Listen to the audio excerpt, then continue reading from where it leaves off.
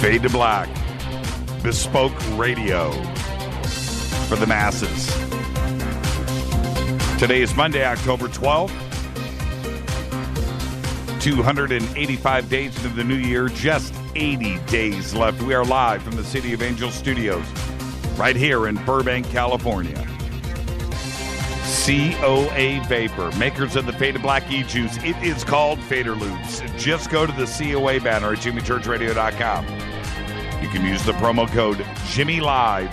That is Jimmy, L-I-V-E, for the Fader Night special. I would like to welcome everybody listening all around the world, all across the United States, hither and thither, to and fro, back and forth, up and down, east and west, north and south, far and near. This is Fade to Black for KJCR and the Game Changer Network and KGRA The Planet. I am your oh-so-humble host, Jimmy Church. What is cracking, everybody? Let's do this. It is Monday. Tonight we have a very special guest. Ron Felber is with us. We'll be talking about his new book. It is The Mojave Incident. More on that in just a second. Tomorrow night, Hugh Newman and Jim Vieira will be here. Giants. It's about time we got those two on the show. And Wednesday night, another doubleheader. Seth Shostak of SETI will be here. And John Ventry of MUFON will be here. And we're going to be talking about Kecksburg and a report that he has just released on the Kecksburg incident. And that'll be Wednesday night. So we've got an action-packed week here on Fade to Black. Tonight, we'll try to get some calls in with Ron later on, 323-825-5045. You can also Skype in Fade to Black 14, and you will want to call in, and so I get that. So we'll try to try to squeeze that in. Maybe we'll do it at the bottom of the last segment. Okay, now tonight's show. Just a brief comment about this. I was contacted by Betsy Lewis and about Ron, and I looked into it, and so first off, I want to thank Betsy for that, and I'll be on Betsy's show, by the way, this week. A week from today, next Monday, I'll be on Betsy's show. More on that in a bit, and I'll send you all the information and post it out there where to go and listen to it. So I'll be on with Betsy next week. Well, anyway, so Betsy says, this is a case that I didn't know about, and you've got to look into this, and you've got to talk to Ron. And I did. And now because of Fade to Black and, of course, Coast to Coast and Hangar One and so forth, we get a lot of email every day about different events and incidents and contactees and look into this. Lots of video, lots of pics and stuff, and it's all good. And we get we go through it. And Betsy, the tone of we looked in, and I was just like, wait a minute, what is this? Well, we immediately changed up our calendars and got Ron on the show tonight. First possible chance. We moved some things around because this case is that important. It is very interesting. It's very compelling. And one of the things about the Mojave incident, first off, you've never heard of the case. If you have had the chance to catch Ron here and there out there speaking about it over the last month or so, good. But this is something that is for me, even though it took place in 1989, is a brand new case. I hadn't heard about it. And this past weekend, Saturday night, had a little party over at Casa de Church that Rita threw. And thank you, Rita. It was a great evening. Perfect evening, actually. And over at the house, we had Steve Murillo, Wolf McCarran, Alex Mistretta, Evan and Christine, our niece and nephew, and Vicki James Wright, the director So, a very eclectic crowd. And all we wanted to do, Rita and I, was just get everybody together and with a bottle of Hangar One vodka, which we did. That's a whole nother story. And just sit around and tell some stories, right? Okay. So we're going around the table and we're cooking and we're eating and we're having fun. And then somebody says, "So Jimmy, what's new out there? What have you got?" And I went, "Okay, check this out. On Monday, I've got an author coming on the show, Ron Felber." And immediately, everybody spun around. Now, if you want to see the pictures of this conversation, go to our Facebook page or go to my Facebook page. There's a collection of photographs there of me telling this story about the Mojave incident. And the reason why I'm even talking about it now, because if you go back and look at the pictures on Facebook, you will see how animated I was telling the story. I was so excited about it. My arms are flailing but look at the faces of everybody sitting at that table. And we're questioning and glued because it's an interesting case. It's got all of the evidentiary things that you need involved. We've got a psychiatrist. We have a doctor of both with reputation. We have Ron Felber, who was in law enforcement and a CEO of a company. He's multiple degrees. He's an author with lots of books. So it's got all of the elements that we need for evidence. Everything is there, and more on that tonight. But so at this little get together on Saturday, I got into it just describing the events of this case tonight, and we're going to go through it. It is it's going to be one of those nights tonight. Listen, it's got all of the intrigue that you need to get interested. Okay, now as this case comes out, now also you can go to Ron's website, ronfelber.com. Links are at jimmychurchradio.com. The book is there. There's descriptions.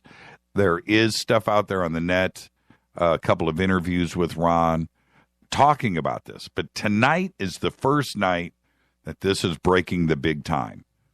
Okay, that's it. This story is going to unfold over, I'm predicting now, over the next year. There's going to be more and more coming out about it. Tonight we have Ron. Is it an exclusive? It is. It's his first time on Fade to Black and a show like this. And here we go.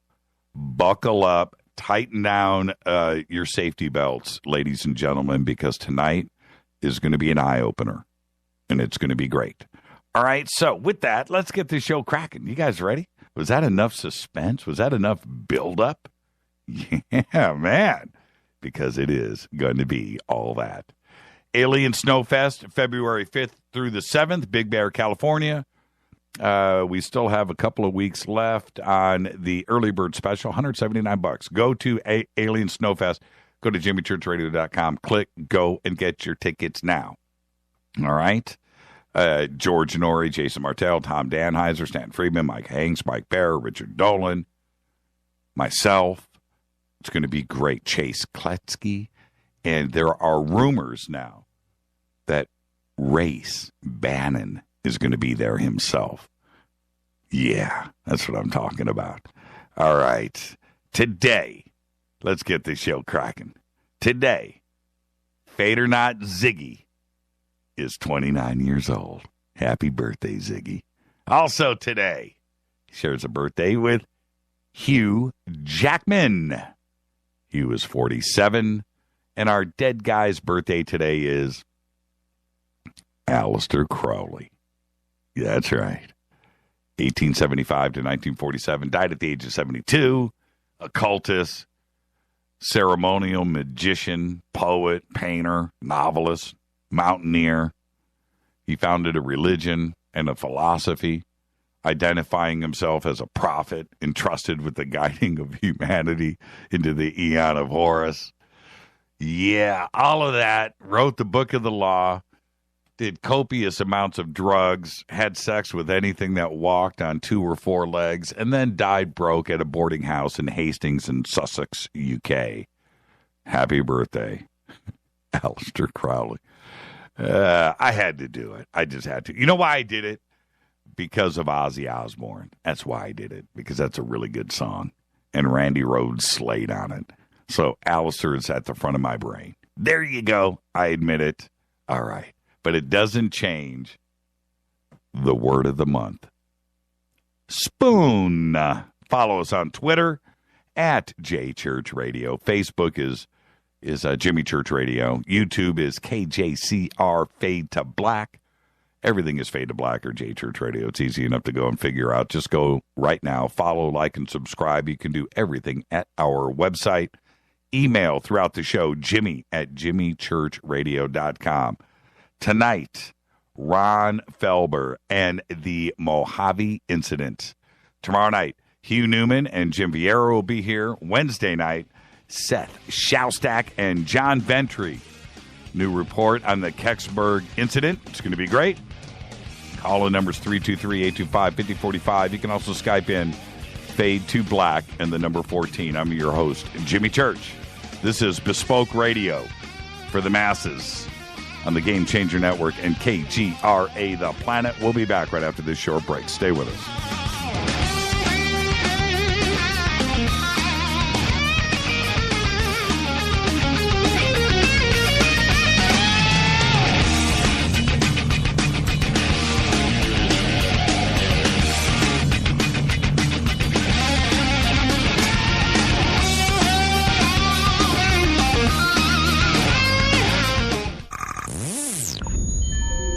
You're listening to Jimmy Church, Fade to Black.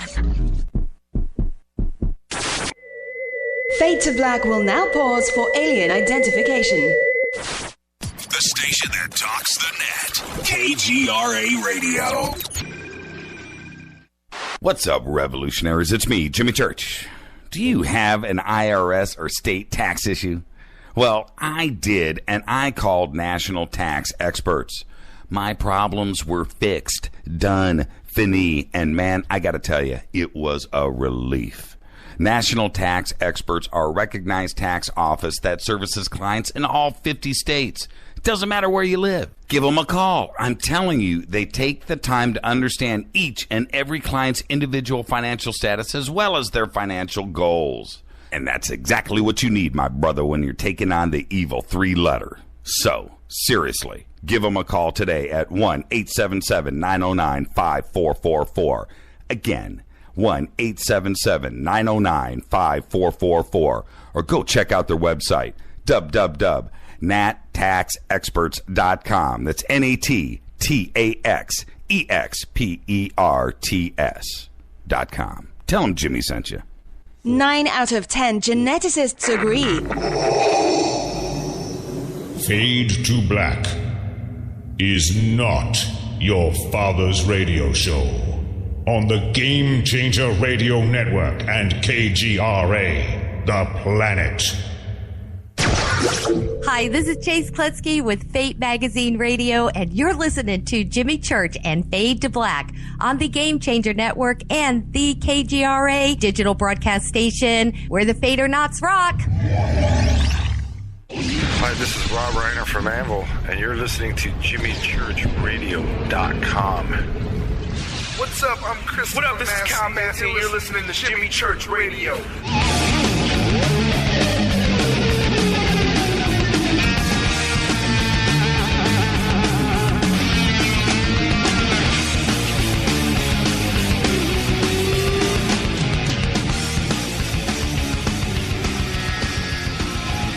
Welcome back. This is Fade to Black. I'm your host, Jimmy Church. Tonight, Ron Felber, the author of the Mojave incident, will be with us. Tomorrow night, Hugh Newman and Jim Vieira will be here. Wednesday, Seth Shostak and John Ventry. Great week of shows up ahead on Fade to Black. On this day in history, in 1964, the Soviet Union launches Vashkad 1 into orbit around the Earth with 3 cosmonauts on board. This is in 1964. Vashkad 1 was the first spacecraft to carry a multi-person crew, and the 2-day mission was also the first flight, get this, the first flight orbiting without spacesuits. It's incredible. You know, if I'm a cosmonaut, I'd be like, wait a minute. You want me to wear jeans and a T-shirt? What? No spacesuit? Wow. I'm alive. Fader facts. I got 2 tonight. I had to do it because the first one is pretty stunning. A newly discovered cockroach. It's called the leap roach. Can jump 50 body lengths. That's right. And if you think about that, humans, we can only manage about 2, 1.5. Me, I got 1. Yeah, the leap roach. And here's another fader fact. Here's one. This is about the conversation that I had with all of you last Thursday on the show. And so I had to share this one with you. It's pretty interesting. It takes 100,000 years for light to travel from one end of the Milky Way to the other. Now, digest that for a second. 100,000 years. And then think about how many of us galaxies are out there. Isn't that incredible? 100,000 years for light to travel across the Milky Way. And that, my friends, is a fader fact. Now, all the news that you know nothing about. Yeah, this is breaking all over the internet today. It's all over the place. Walter Palmer. That's right, the Minnesota dentist, the big game hunter, the wuss who killed Cecil the lion while on a hunting expedition this past July, will not face charges in the big cat's death. That was according to the Zimbabwean minister, announced today. Incredible. It just seems to me that money changed hands somewhere. Chinese scientists are constructing the world's biggest radio telescope, which will be more effective than any other at picking up weak messages from outer space that could be linked to intelligent life. The assembly of the 500-meter aperture spherical telescope, or it's called FAST, by the way, began this past July. It's expected to be completed in 2016. When finished, the reflector dish of the telescope will be 500 meters in diameter, replacing Puerto Rico's Arecibo Observatory that is only 300 meters in diameter as the world's largest. Now, there are pictures of this. If you go over to our Facebook page, got some pictures up. This thing is humongo. But it just makes you, want to ask the question, why are they doing it? Because they know they need to communicate. That's why. There's something going on out there. 500 meters. It's huge. The biggest tech deal of all time was announced today. The biggest tech deal of all time. And it's with Dell. Dell agreed to buy corporate software and storage security giant EMC. Are you ready? For $67 billion. The deal completes Dell's transformation from a consumer PC business to an IT solutions provider. That's the goal here. That process began when Dell bought Perot Systems for $4 billion in 2009, and then they went full throttle in 2013 when Dell took Dell Computers private. $67 billion. Heard this story all weekend long. It's getting hot. Aerosmith's frontman, Steven Tyler, is suing Donald Trump. Well, not yet. But it is we're a couple hours away. So hold on. I don't want to say. But he's demanded that Donald Trump stop using the band's song Dream On in his campaign. It's the third time that he has filed a lawsuit against Trump during his presidential campaign. Tyler sent Trump a cease and desist letter saying that the use of the song gives a false impression, I'm quoting here, that he is connected with or endorses Trump's presidential bid. It's the second warning coming from Tyler at the end of August after a rally in Mobile, Alabama. He asked Trump not to use the song. However, the Republican presidential candidate and real estate tycoon ignored the warning. Now, the lawyers of Aerosmith are serious. They said, and I'm quoting here, if Trump for president does not comply with our demands, our client will be forced to pursue any and all legal or equitable remedies which our client may have against you, Mr. Trump. End quote. It is on. I didn't know. This is what's funny with this. I didn't know that would be illegal. You know, I mean, can't you, even though, I'm a big Aerosmith guy, man, and I believe in all of the rights and copyright and everything else, but can't you walk down the street with a ghetto blaster playing a song? Can't you? You know, in your car, roll down the window, play it, right? Public, right? It's not like Trump is trying to make money off of the song. That's weird. He's not claiming that the song is his. So it's a strange situation how you can actually pull that. It's interesting. It's interesting. Anyway, public domain's public domain. I mean, that's why you have songs, right? So you can have them played. And then if somebody wants to play, I don't know. I'm not a Trump guy. Let's back up here for a second. I'm not. But it just seems like a weird claim. Don't do it. So anyway. So I guess if Trump got up and said, hey, I'm not, Steven Tyler doesn't endorse me, but I dig this song. Is that okay? I don't know. Strange. United Nations attempts to control the use of current and future autonomous war machines, robots, are being undermined by the UK and the US in an attempt to rewrite the terms of the agreement. There are also fears that by delaying the agreement for years, those invested in developing robot weapons will have the killer robot technology before the law comes into force. That's the intention. That seems like what is going on here, meaning that it will be extremely difficult to keep it in check. The United Nations specifically outlined this. No robots, nothing autonomous out there in anybody's armies. And now the UK and the U.S., man, have you seen, somebody should post this in Twitter, that new autonomous drone weapon that the UK has got. That thing is about as frightening as anything I've ever seen ever in the history of mankind.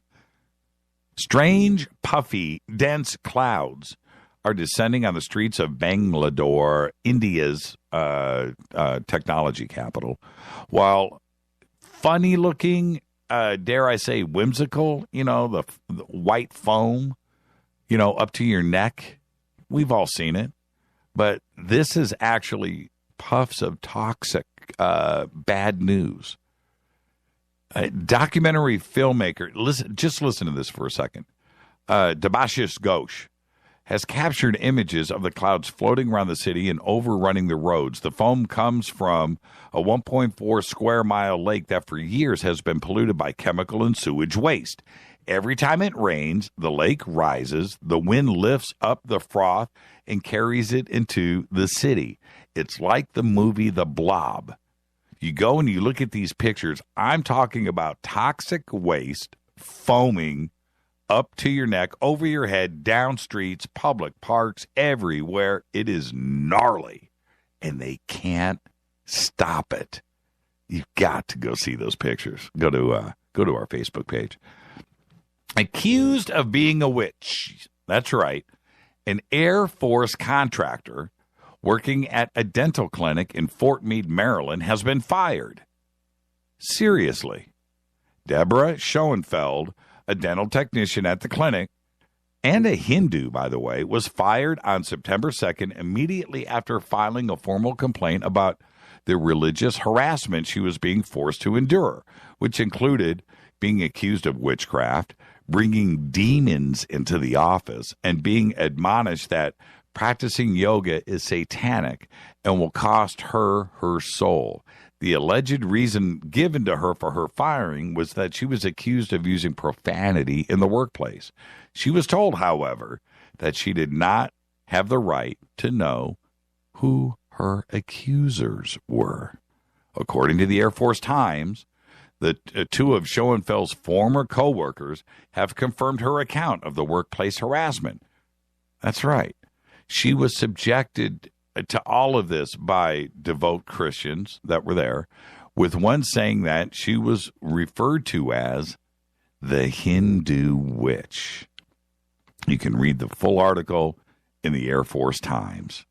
This year's Rock and Roll Hall of Fame nominees now include Janet Jackson, NWA, Nine Inch Nails, Chicago, The Smiths, Cheap Trick, Chic, Deep Purple, Chaka Khan, Yes, the JBs, James Brown's band, the JBs, Los Lobos, Steve Miller, the Spinners, and the Cars. And that's all the news that you know nothing about. This is Fade to Black. Tonight on the show, Ron Felber is with us. We'll be discussing his new book, The Mojave Incident. I'm your host, Jimmy Church. This is Fade to Black, bespoke radio for the masses on the Game Changer Network and KGRA, The Planet. I'll be back with Ron Felber right after this short break. Stay with us.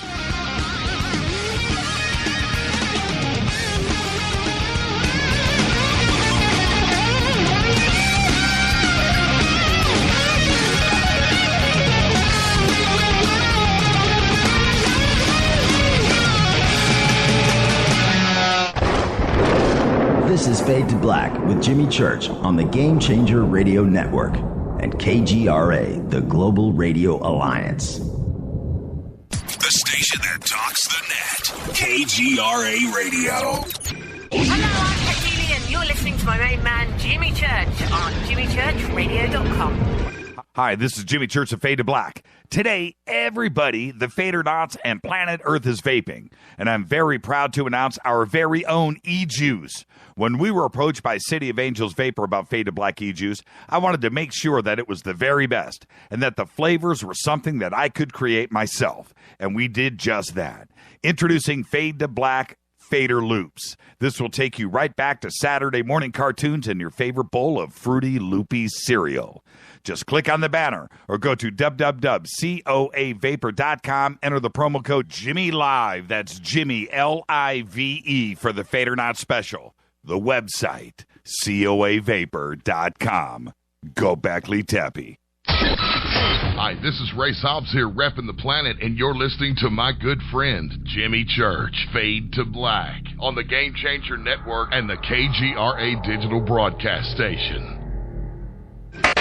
Imagine no longer being tied down to your computer, but having the freedom to take live talk radio with you anywhere you go. TalkStream Live introduces our first ever iPhone application. The talk shows you follow now follow you, and your iPhone is now the fastest and easiest way to stay connected to the best talk radio on the internet. Let TalkStream Live transform the way you listen to radio. Listen to live talk shows 24 hours a day, 7 days a week. Mobile talk radio from TalkStream Live. Now available in the iTunes App Store. This is Toby Kebbell. You're listening to JimmyChurchRadio.com. Don't hurt me, Jimmy. I'm only little. Hey, I'm Adrian Grenier. And this is Ari Gold. We're the Honey Brothers. We're of the Honey Brothers. Hey, I'm Adrian Grenier. And I'm Ari Gold. We're the Honey Brothers. And you're listening to Jimmy Church. The Revolution. All right, you Fadernauts. Studio Dome has done it once again. A new Studio Dome Fadernaut special. Introducing the Studio Dome Boom Box Bluetooth speaker. It's got a rear-firing bass film subwoofer and dual 52mm main speakers. You'll never listen to your tablet or cell phone speakers again. Just click on the Studio Dome banner, use the promo code Jimmy, and you'll get the SBB for $49 and free shipping. And get a Buddy 4-port USB charger for free. That's a $19.99 value right there. And they'll throw in a Buddy in the box. It's the best deal on the net anywhere. Just go to jimmychurchradio.com, click on the Studio Dome banner, enter the promo code Jimmy. Go Beckley Teppy. Church on Fade to Black, across the globe on the Game Changer Radio Network and the one and only KGRA Radio, The Planet.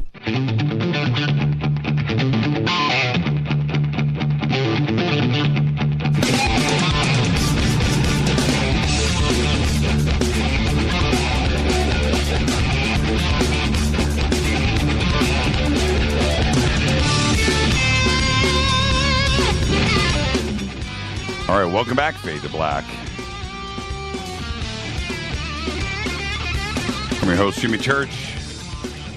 Tonight's going to be one of those nights. I want everybody to get comfortable, turn the lights down. My studio is dark. I'm going to take you on a journey tonight, and this is going to be a great conversation. Ron Felber is a graduate of Georgetown University, where he received his BA. Loyola University, I think in Chicago, where he got his master's, and Drew University, where he got his doctorate. Ron has published 8 novels, including the Jack Madsen series, A Man of Intermediate Value, and the Kafka Society, and 4 nonfiction books, including Il Dottore, The Double Life of a Mafia Doctor, which was the basis for the Fox primetime television series, The Mob Doctor. Mr. Felber was a deputy sheriff transporting federal prisoners after graduating college. Those experiences were used for some of his early nonfiction articles, including for the iconic True Detective magazine. His latest book is The Mojave Incident. It is a true story. It's of Elise and Tom Gifford, who claim to have been abducted by extraterrestrials during a desert camping trip. I would like to welcome to Fade to Black for the first time, Mr. Ron Felber. Ron, are you with us, sir? Yes, I am, Jimmy. Glad to be here. It's welcome to the show. And Ron, before we get started, since you're a first-time guest, I do a disclaimer with all first-time guests, which is it's just you and I sitting on my couch tonight having a conversation between friends. Where we start is where we start, where we end is where we end, but we'll end as friends. You ready? Sounds good to me. Let's do this. Now, Ron, we've got a lot to talk about tonight. I finished the book, so let's get that out of the way first. And then at the top of the hour, we'll actually jump into the case, and we'll go in feet first. But before we get there, I want to talk about your background a bit, because this book was a complete departure for everything that your life was about up to that point. So let's go back a little bit, and let's talk about, did you have any idea about UFOs, ufology, abductions, or anything else as a child growing up? You know, really, just like a lot of people that grew up in the 60s and whatnot, I loved the Twilight Zone, and I was a writer and actually was a business guy. I mean, I was in business for almost 40 years and CEO of an industrial chemical company. But so my background is a science background. But I loved writing, and I've been writing forever. And, of course, Rod Serling was one of my heroes, and Ray Bradbury, et cetera. But beyond that, no. I mean, I looked at the topic as fascinating and of interest, but certainly not something that I went out of my way to study, or something that I had this tremendous faith in or anything like that. Sort of a passing interest, like many people would. Well, and coming from law enforcement, and you've got multiple degrees, and you come from law enforcement. When you first heard about this case, is that how you approached it? Complete skeptic, and I can only imagine that mindset if you didn't come from any UFO background at all. Yeah, Jimmy, I didn't really want to do the book. What happened was, frankly, like I said, I was a business guy. I ran a pretty large company, and I had a salesman in California. And we became friends, and really over dinner one night, he said, I know you're a writer and you're a good friend. My best friend from college, who I played football with and who was an all-state football player, had an experience that I think, would make a great book. Now, everybody tells you that. Everybody tells you, I've got a friend, or I have this idea. So I didn't take it too seriously, but he was very, very adamant about it, that we meet. Then he told me it was about an alien abduction, and I said, I'm just not the right guy to write something like that because it's just not sort of what I do. But he convinced them, and they were morbidly shy about discussing this with anyone. They looked at this as a deep, dark secret almost. And so him being a sales guy, he convinced me and he convinced them, and we met. But once I heard the story and met them and saw how credible they were and how, frankly, upset, how deeply upset they were, I said, this is, first of all, I believe them, and second of all, let's tackle this like a detective would. Let's do this on a scientific basis and see where it leads. And fortunately, after a couple of visits, they agreed to do this, and I think it was as much therapeutic as anything else for both of us, I suppose. Huh? And as a detective, a law enforcement guy. By the way, you look like the atypical, badge-carrying law enforcement guy. And so, did you study their body language and look for any telltale signs of deception? Yes. I mean, I went in there thinking, frankly, well, this is a friend of mine, so I'm going to be polite. A friend of a friend, so I'm going to be polite. But when I finally did get them to talk about it, it was like a dam bursting because they had all of these emotions inside. And later I found out through later discussions, there was sexual dysfunction, there was insomnia, it was paranoia. This had left them, as a Dr. Vitone, who later studied them, said, with the post-traumatic stress symptoms of a POW. Well, and tell me about your background. Were you raised religious and your family and so forth? Because that would also change and alter your view with their story. Well, my parents wouldn't like to hear this, but let me say it anyway. I went to Catholic schools, straight along the way. Jesuit colleges, Georgetown, Loyola, etc. But I'm not a person that attends church, nor do my kids or my wife. We're spiritual, let's say. We believe in God, but I'd leave it at that, I think. And what about your parents? Did they have a belief in the paranormal, or were they just, Jimmy, my father was a truck driver in Newark, New Jersey. He had enough problems. Right. He had enough problems just surviving every day without worrying about extraterrestrials. No, my father was not a very educated fellow, and a day-to-day existence was enough to keep him busy. Now, since the book, and there's two versions of the book, and we'll get to that in a second, but since the book's release, your close circle of friends, how are they looking at you now? Well, for one thing, they know that I love great stories. So if there's a great story, I'll be interested in it. So they take it to that. But the people that actually read the book and the people that I talk to, not just casually, I think they think, as I do, that this is a significant, almost a significant moment in history, in human history, in an odd way. Like a veil has sort of been lifted, and this parallel universe is staring you in the face like a stage play, Have you gone back since the book, since you wrote the book? And now, the incident happened in '89. You got involved shortly after that, and most of the research and stuff that went on and diagnosis, 91, 92. Yeah. Now that's 13 years ago. Have you gone back and over the last 13 years and looked at other significant cases for parallels? I have. I've once you get bit by the bug a little bit. I mean, this isn't something that just goes away because it makes an impression on your life, right, and the way you view human existence, I think. So, I mean, I was struck, I was struck by this, Jimmy, and maybe you feel similarly. It seems to me, if you look back into the 1950s, late 1950s, when, guys were taking photographs of maybe a disc out of an airplane window or something, those kinds of glimpses at UFOs. And maybe then later in the early 60s, I guess, with Betty and Barney Hill and the first kind of hypnosis, retrogressive hypnosis, where there was some missing time and they had this experience that was uncovered through hypnosis.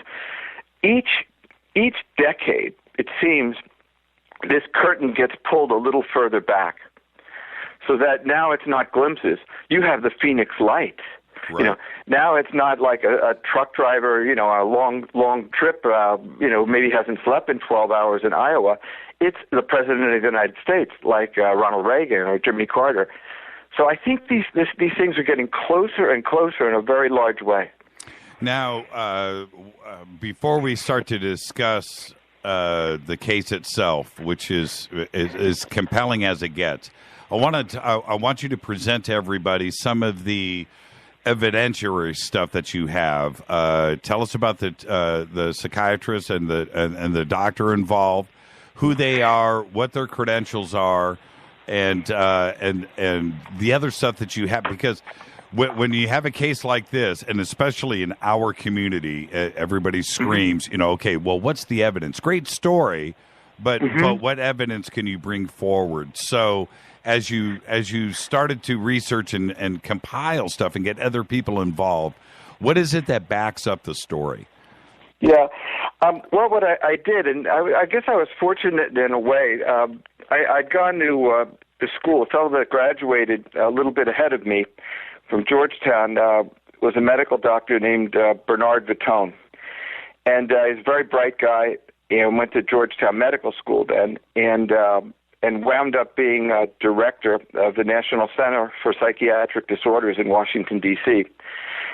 So this was the first person I reached out to, and he agreed to examine them for neurosis, for psychosis, for any mental issues that might have come up, and also to look for consistency, to see if maybe drugs were involved or that kind of thing. Then he referred me to Dr. William Annixter from the Mountains Psychiatric Center in Asheville, North Carolina. And he had worked with the FBI to retrogress, like rape victims or terror, situations where there's terrorism and there's this traumatic event. And let's just say someone is assaulted, and they're trying to remember what the person looked like that assaulted them. Sometimes people black that out of their mind. They don't want to remember it, and so it's difficult to recover. Right. So his job was to make them feel comfortable, to get them to relive that experience as gently as possible, but then to identify, the features of the attacker or details about the scenario around them. So these were two very, very credible individuals, and both of them, by the way, Bernard Vitone said at the end, highly unusual, traumatizing event outside the realm of normal human experience. And William Annixter called it the most compelling case of its kind he's ever encountered. Beyond that, this was something. These are very, brown shoe kind of guys. Right. And I said to Annixter after, he examined and we had hours of retrogressive hypnosis and a preliminary examination, and what do you think? And he goes, I believe in Occam's razor, and that basically says that the answer with the least number of suppositions is usually the correct one. He said, I've looked at the possibilities of a warfare exercise, a military exercise, of drugs, or of psychosis, or of hallucinations. And he goes, the only explanation that bears, up to scrutiny is that what they say happened to them. Are the, Annixter and Vitone, Had they ever dealt with anything like this before, paranormal, ET, abduction, or was this their first foray into something like this? Well, for Annixter, I believe it probably was. For Vitone, I mean, he deals with psychiatric disorders all the time. And in a way, one of the things we even discussed is, what makes the Giffords different from the guy that says he's Napoleon, or that, he had a conversation with Socrates last night and happens to be a paranoid schizophrenic. Right. Well, the difference to a large degree is, first of all, they're sane. Second of all, they're incredibly credible people in the sense that Tom Gifford held a job as a project manager for a major construction company, and, had people building shopping malls and working on very large and expensive projects. His wife, Elise, was a mother of two, wound up pregnant shortly after the Mojave incident, and very credible. More religious. Tom was not a religious fellow at all, and Elise came from a background that was Mormon, but not devout. Not necessarily a churchgoer, but somebody that was raised that way. So these are credible people. Is Annixter and Vitone ready for what's about to happen over the next year? I mean, after this show tonight and the other stuff that will be coming out here, I mean, are they prepared for what's about to happen? If I were to guess, the answer would be no. But life is full of surprises, Jimmy. So they're professionals. I'm sure they can handle it. And they were okay with names and the publication of the book and the possibility of reputations and everything else. I mean, not in a negative sense. I'm just saying everybody's going to want to come at them now and ask questions. Maybe I should give them a heads up. Yeah, I think that's a good idea. And I would, if they ever want to come on the show too, we can talk about that later. But if they ever want to come on, I would love to talk to them. Now, what about? Okay, now let's. We have about 9 minutes before break, so let's get a couple of things out of the way. Tom and Elise in the new book. There's two versions of the book. And so the audience, I don't want them to get confused about what we're talking about. We're talking about the same book. It was, it's now been released on a different title, and Tom and Elise are not their real names, correct? That's correct. These are individuals with children, some that are grown, and some that are still in grammar school and whatnot. So the older kids know about it, and the younger don't. And you have the original tapes of the sessions in D.C. and in Nashville, and your interviews with them, and also videotape. I have a videotape of Tom's hypnotic session, and I have all of the tapes, audio tapes of my interviews with them, which are pretty extensive. Now, I've read everything is in the book. Well, not everything, but there's a large amount of transcripts in the book, and it's about as chilling and frightening to hear them recount their stories.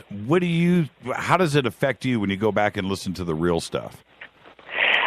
I'll tell you, this is something that it wasn't just me. My wife was in the room, and also, of course, the doctors. But it was like, particularly when Elise was talking, Tom was, nebulous, and he talked, upset, angry, and demoralized. And at some point, he just said, I want to go home. I want to see my kids. So very sort of dramatic.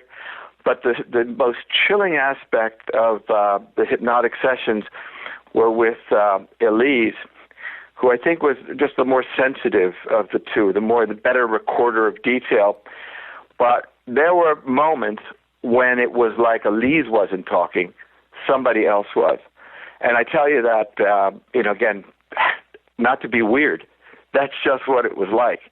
Meaning the language was different, the words were incredibly precise. This was like robotic. And again, the words were so pinpoint and the response is so like alert, so intelligent that it was like somebody else was talking. Did you, again, we're leading up to a break, and I just want to get this kind of stuff out of the way really quick. Sure. Did you go back and do background checks on Tom and Elise and to see if there was anything else in their history where the, storytelling or anything like that? Well, yeah, absolutely. These are, like I said, very credible people, and my good friend who had played football with him had known him for a long period of time, and this was a very stable guy, very stable young woman. Tom had a UFO experience that he never discussed with anyone. He was fishing when he was 8 years old with a friend and saw an object, and this is where it was a little like Betty and Barney Hill, where they thought it was like following them. They started running. They dropped their fishing poles and started running, and they had some missing time. He never told anyone about that, just him and his friend. But when this happened in the Mojave Desert and they saw these 9 shining orbs, and really this came crashing back, and from his memory, and it was really jarring to him. Now, reading it reads like a Hollywood movie in that a screenwriter, I don't think a screenwriter could be this good. Okay, the details and the story, being creative, coming up with something. The best of the best in Hollywood would have a hard time coming up with. And I'm being serious. Now, what has Hollywood come at you to options? As you'd mentioned, this came out with really. I had a literary agent quite some time ago, and this was almost self-published, the original book, and the story just didn't really go anywhere. I mean, I thought it was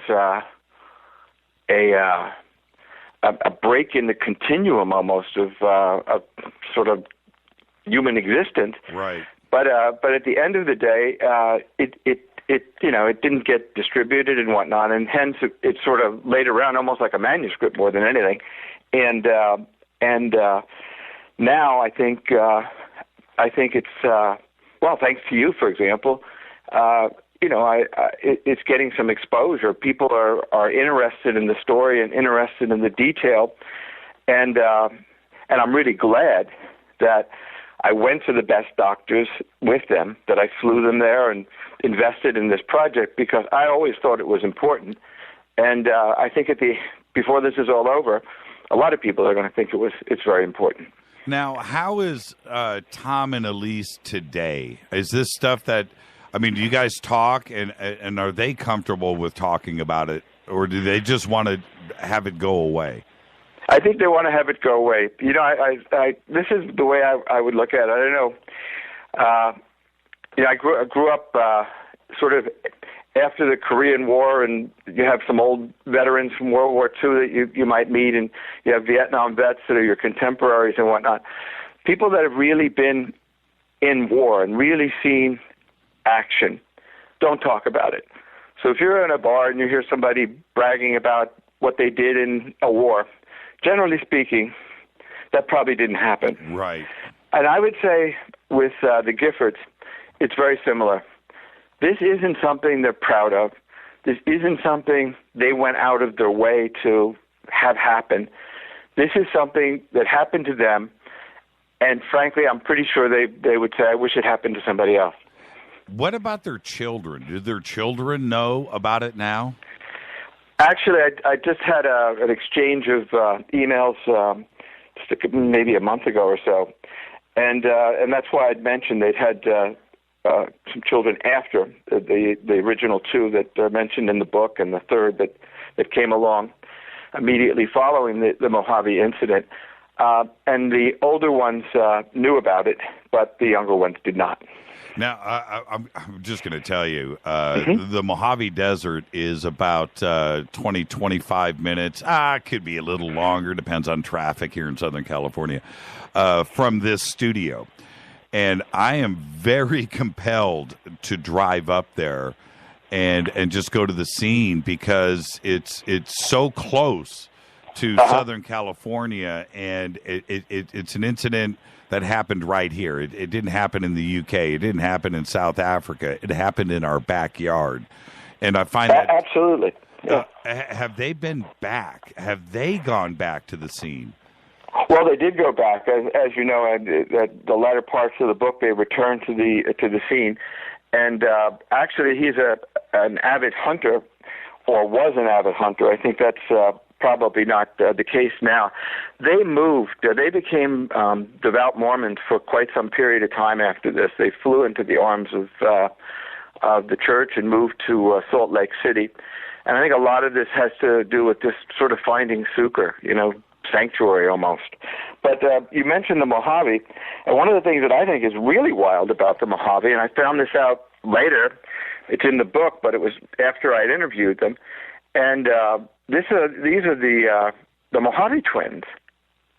Yes, near the California-Arizona desert near Fort Mojave, there are the Mojave twins, this huge ground drawing that can only be recognized from planes that pass high over the desert.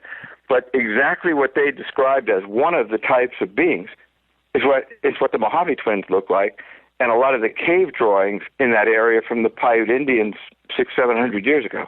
Yeah, you have from the Mojave all the way out to the Arizona border, Joshua Tree, nothing but fascinating things throughout history. And it's one of the most majestic and magical areas, in the world, and lots of strange phenomena over the years. Let's go ahead and take a break. Tonight, Ron Felber is with us, the Mojave Incident. Ron, you stay right there. I'm your host, Jimmy Church, and when we come back, we're going to start from the beginning and work our way through it. It's an amazing story. This is Fade to Black. I'm your host, Jimmy Church. We'll be back right after this.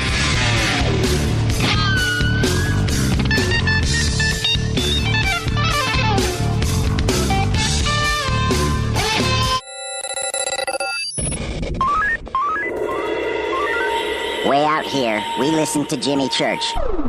You're listening to Fade to Black. Always on the edge of the hottest alternative talk. Jimmy Church with Fade to Black. KGRARadio.com. ¿Qué tal, mis amigos? Yo soy Mario Carson, el tiburón, y los invito para que escuchen a mi buen amigo Jimmy Church Radio. ¡Claro que sí! Did you ever turn to your radio for your favorite talk show to find that it's been preempted for this? In the air to deep right center. Back goes Lewis to the wall, and it's out of here! Or this? And I'm ashamed of you, Hillary, for voting for it. Do you have a favorite talk radio program that's not available in your city? Just go to TalkStreamLive.com for links to the best streaming talk radio shows. At TalkStream Live, you will find live talk shows 24 hours a day, 7 days a week. All your favorites are here. With such a large selection, you will also discover some new favorites. On the go and still want to listen? With a mobile smartphone, simply type TalkStream Live on your internet browser. Now you can take internet radio with you. You will also find hundreds of music, news, and sports streams. Best of all, the TalkStream Live directory is free and there's never a login required. Remember TalkStreamLive.com, the fastest route between you and your favorite talk radio show. You are listening to Fade to Black with Jimmy Church on the Game Changer Network. Oi, oi, I'm Reese Evans. You're listening to Jimmy Church. This is Revolution. The revolution will not be televised. The revolution is on radio. Ciao.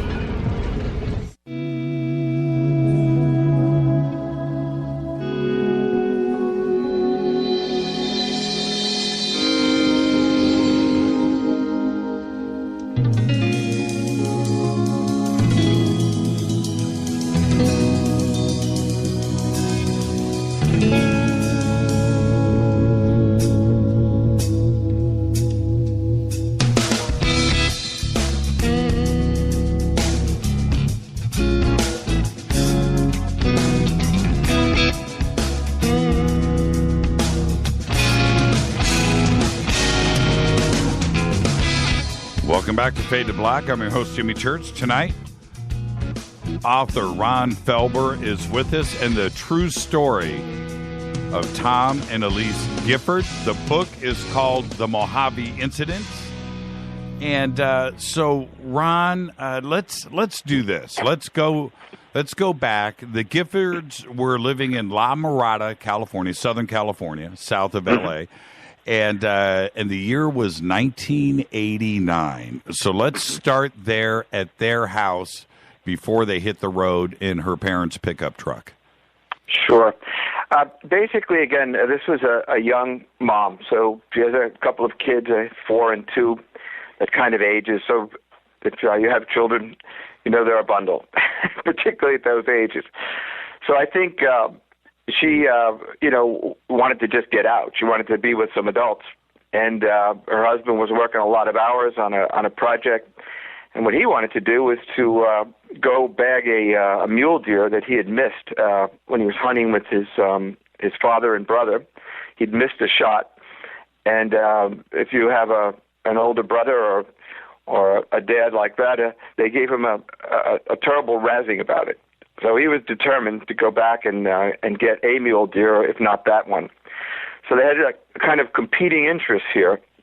So what they decided to do was the parents agreed to babysit, and they would go dancing and listening to music at a place called Whiskey Pete, and do a little gambling and have a good time, which was what she wanted to do, just let loose a little bit. And what he wanted to do was get into the desert and get this mule deer. So they did. They went, and they were going to go to Mid Hills campsite. That was the idea. And it turned out the campsite was full. So even though it was dark, he felt he knew the area well enough to get into the desert. But there are no great roads there, and in the desert itself, it's just scrub and sand and rocky, very rocky, rough terrain. And so they did that. But she was always a little nervous about that, because I guess at the time there were Hell's Angels, maybe that there were drug stories and people, that maybe got murdered or raped or whatever, taken out to the desert and bodies found and whatnot. The kinds of things that run through the back of somebody's mind. So she wasn't too enthusiastic about it, but it was an agreement she made, so they decided to do it, and they had the camper where they could sleep, and they went. So they had a couple of steaks. They were roasting marshmallows, as a matter of fact, looking at the sky, and Tom, was somebody that sort of fancied himself good at identifying various constellations. And so, like young people would do, particularly a guy and a woman, they're stargazing, basically. And this was around Tabletop Mountain and the New York Mountain Range and Sema Dome. So these are really rough terrain, almost like another planet, and it's filled with minerals there too. Alumax and a lot of the companies mine rare earth materials there and exotic elements, some of them used in laser weaponry, for example. So anyway, they're roasting their marshmallows, identifying different stars. He identifies a double star. It's very shiny. He said, well, if that's a double star, this one must be a triple star. And they look and see an incredibly shiny object on the horizon. And then it's joined by 8 other shiny objects. Then they form a configuration of a sprawling M and start communicating with one another in blinking lights, like a kind of coded signals. So now everybody's a little uneasy with this, and he talks about weather balloons, and he talks about, well, maybe it's a military exercise, but, it's unnerving to say the least. But what really becomes unnerving is when they start to drop from the sky. Now there were hundreds of them at this point. Yeah, let me jump in for a second. Sure, of course. He has a sighting of an object just prior to that, right? Before the That's stakes. Correct. Yeah, tell me about that, because I think that was actually quite significant, because it freaked him out. And and she didn't know what he was freaked out about. I don't want to, you tell. Yeah, but actually, no, but that's really a good point. And I didn't know how much detail you wanted me to get into, but that's correct. So basically, he sees behind a mountain, he has this eerie feeling like he's being watched, and he looks up, and just hovering above the mountain and to the right of it is a UFO. Now, these thoughts from his experience, 25 years earlier, come crashing into his mind, and of course, he's terrified. And this object actually senses him looking at it, and goes back behind the mountain. So now he knows that something very strange is going on, but he doesn't want to freak out his wife, who's already uneasy. Yeah, they're in the middle. And that's when this sprawling M happens, and that's when these objects start falling from the sky. And Jimmy, if I could, maybe I'll read a very short quote from Tom Gifford about that. Sure, go ahead. Yeah. When we first saw them dropping from the sky, we thought it was some kind of military maneuver, maybe for Operation Desert Storm, but it was too massive even for that. I mean, there were thousands of them falling, then rushing toward us. So I kicked out the campfire, grabbed my gun, and ran into the back of the camper with Elise. Then we sat there, Indian style, waiting until they came, thousands of them. Thousands of pairs of tiny red eyes glowing in the dark around us. What I find fascinating about that moment, I'm almost picturing in my mind as I read the book, like fireworks or sparkles, just thousands of points of light exploding and then slowly coming down to the ground. Is that kind of accurate? Was it that dramatic? I think so, and what made it even more dramatic is they know that there are no roads, particularly him. Right. He knows there's no road there, and these things come rushing towards him. These red eyes, these pairs of red eyes, are rushing towards him. So I mean, this is like beyond the pale. It's beyond comprehension. So, being the guy that he is, again, ex-football player, a hunter. He has a Browning and a Remington shotgun. He gets his Browning and is ready to do battle with these things. And his wife then says, "Don't you hear it? Don't you know what they're telling you?" And telepathically, she's getting very, very definitive signals saying, "Get in the back of the camper, don't resist, or we'll kill you." Well, wasn't they were acting, especially from Tom's point of view, he's a man, aggressive. He was detecting that like they were swarming, right? Like an onslaught. Yes. And out of all of the UFO reports that I've read and talked to and interviewed over the years, I've never heard anything quite like this. Maybe not even close to this. But and so literally thousands of these creatures, I guess he probably doesn't know at that point, but are descending on their campsite, and they know, Tom and Elise know, that these creatures know that they are there. Yeah. There's a lot of telepathy going on here, and really, when we talk about the eyes, he describes them as fierce eyes, and basically they go into the camper. And then there are these two electrified sort of gray beings, like stumps almost. So I don't even want to call them beings necessarily, like electrical fields. And so if they move forward, these fields move forward. These gray beings or stumpy sort of things move forward, and they get an electric jolt. So that happens once or twice, and he's sitting there. They're not going anywhere. So they were like sentries, like guards almost? Exactly, and these beings with red eyes, and there's almost a realm or an order to this that's very clear by the end of this. But he describes them like gremlins, no larger than 3 feet in height, with the heads the size of a cat's, translucent torsos, and thin, diaphanous limbs. The creatures reveled around the camper with boundless energy. Their eyes, fierce and malevolent, pierced the night as a pack of them climbed the branches of a nearby mesquite tree, while others tumbled like child monsters amid the sagebrush and juniper that surrounded the desert wash where they'd camped. "We're going to die," Elise said at last. And I think he describes the red-eyed creatures as nearly being silent as they moved around. The brush didn't actually move; they floated. Is that a good way? That's correct. And basically, what I found so compelling, and still find so compelling, is they're sitting there holding each other. The whole valley is blackened now, and they're pinching. He says, "Pinch me." And she goes, "What?" She said, "Pinch me. Am I awake?" Yes. "Are you seeing what I'm seeing?"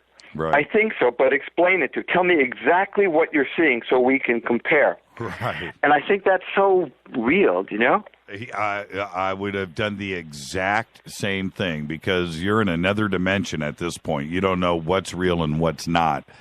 Absolutely. And we're all familiar with our surroundings. We've all grown up. We know what's real and something like this happens, which is completely, off the charts. Just so mind-blowing. Yes. But so then together they held one another sobbing as the gremlins frolicked and seemingly stimulated by the wild rhythms of their elevated hearts pounding chest against chest. "What is it? What's wrong?" She looked up to him. He stared over her shoulder, his eyes fixed and dazed. "Are you all right?" That's when they see it, the spacecraft, huge, descending from out of a dense cloud. The object literally capped the valley, then stopped, hovering perhaps 100 yards above the desert floor. The craft was larger than anything they ever imagined could fly, more than a football field in diameter, and shaped like a disc with an elevated dome that rose up from its center. It was encircled by bright white lights flashing what appeared to be coordinated coded rhythms. Together they watched in awe, stunned as the huge craft shot a probe, perhaps 200 feet in diameter, down to the ground, then began transporting objects both into and out of the spacecraft. Yeah, how much time has elapsed from when they cooked the steaks to when the mothership, if you will, appeared above them? How much time has elapsed? Yeah, I mean, the whole event, as I'm just playing it back, back from the start when they describe it to the morning, it strikes me that you're talking about 8 hours or so and 4 hours or so. 8 conscious, 4 recovered when they're actually on the craft. And I would imagine that we're talking about within an hour here. Now, a couple of things happen at this point. Jimmy, could I just make one point? Sure. About it's a little bit of a digression, but you had asked what cases I'd seen that were similar to this. You remember Governor Simpson from Arizona? Yes. He had originally, during the Phoenix Lights, really given everybody a hard time, mocked and made fun of the thousands of people that saw these Phoenix Lights. But after he got out of office, there's a great interview on CNN, and it's on the Internet. He's interviewed, and he says, I want to apologize to all the people that I made fun of, because really I saw it too with my son. And he talked about it being otherworldly, and he described it as being bigger than a football field. There's a lot of descriptions similar to this craft, but then things start to unfold here that are like nothing I've ever heard before. In my wildest imagination, I couldn't put this together. And one of the things that they talk about, we're going to get to the triangle-shaped mining equipment, if you will, in just a second. But they also say that descending on cables on some type of support come off of the craft is it nine smaller craft? Yeah, that's correct. They're 6. Actually, from the disk's underbelly hung 6 smaller units the size of helicopters and designed like miniature versions of the mother craft that suddenly became visible. And then as these came down to the ground, what happened next? Well, this is really in many ways the crux of the early story. And again, the language is what I found. So, and this is like from tape recording. So, this is like the real language. So, what else do you see? Because they're pinching each other, and they smell this phosphorus odor, this rank chemical odor, like phosphorus or burning rubber, and they decide that it's sulfur. And so they say, "What else do you see?" So they look out of the camper, and Elise sobs, "Jesus, my dear, sweet Jesus, dear Heavenly Father, please forgive us for our sins. Take us home and don't let us suffer. Provide for our children who have done no one any harm. Protect them. Save them from this evil," she implored. Then began crying because peering into the camper windows, totally illuminated, was a third type of being. Tom knew immediately that these were the ones responsible for the telepathic messages. They arrived in a group of 9, circling the camper, staring in the windows of its shell like spectators observing animals in a zoo. Taller than the others, they stood perhaps 5 feet in height, with enormous raven black eyes and long spindly appendages connected to an underdeveloped torso the size of a 3-year-old child. And the entire time, the sentries, the 2 beings at the back of the truck, they're still there, so they can't. They're trapped. They can't even leave. And, that's correct. And now, telepathically, she's getting a message, Elise, about the use of weapons, and Tom is, obviously armed.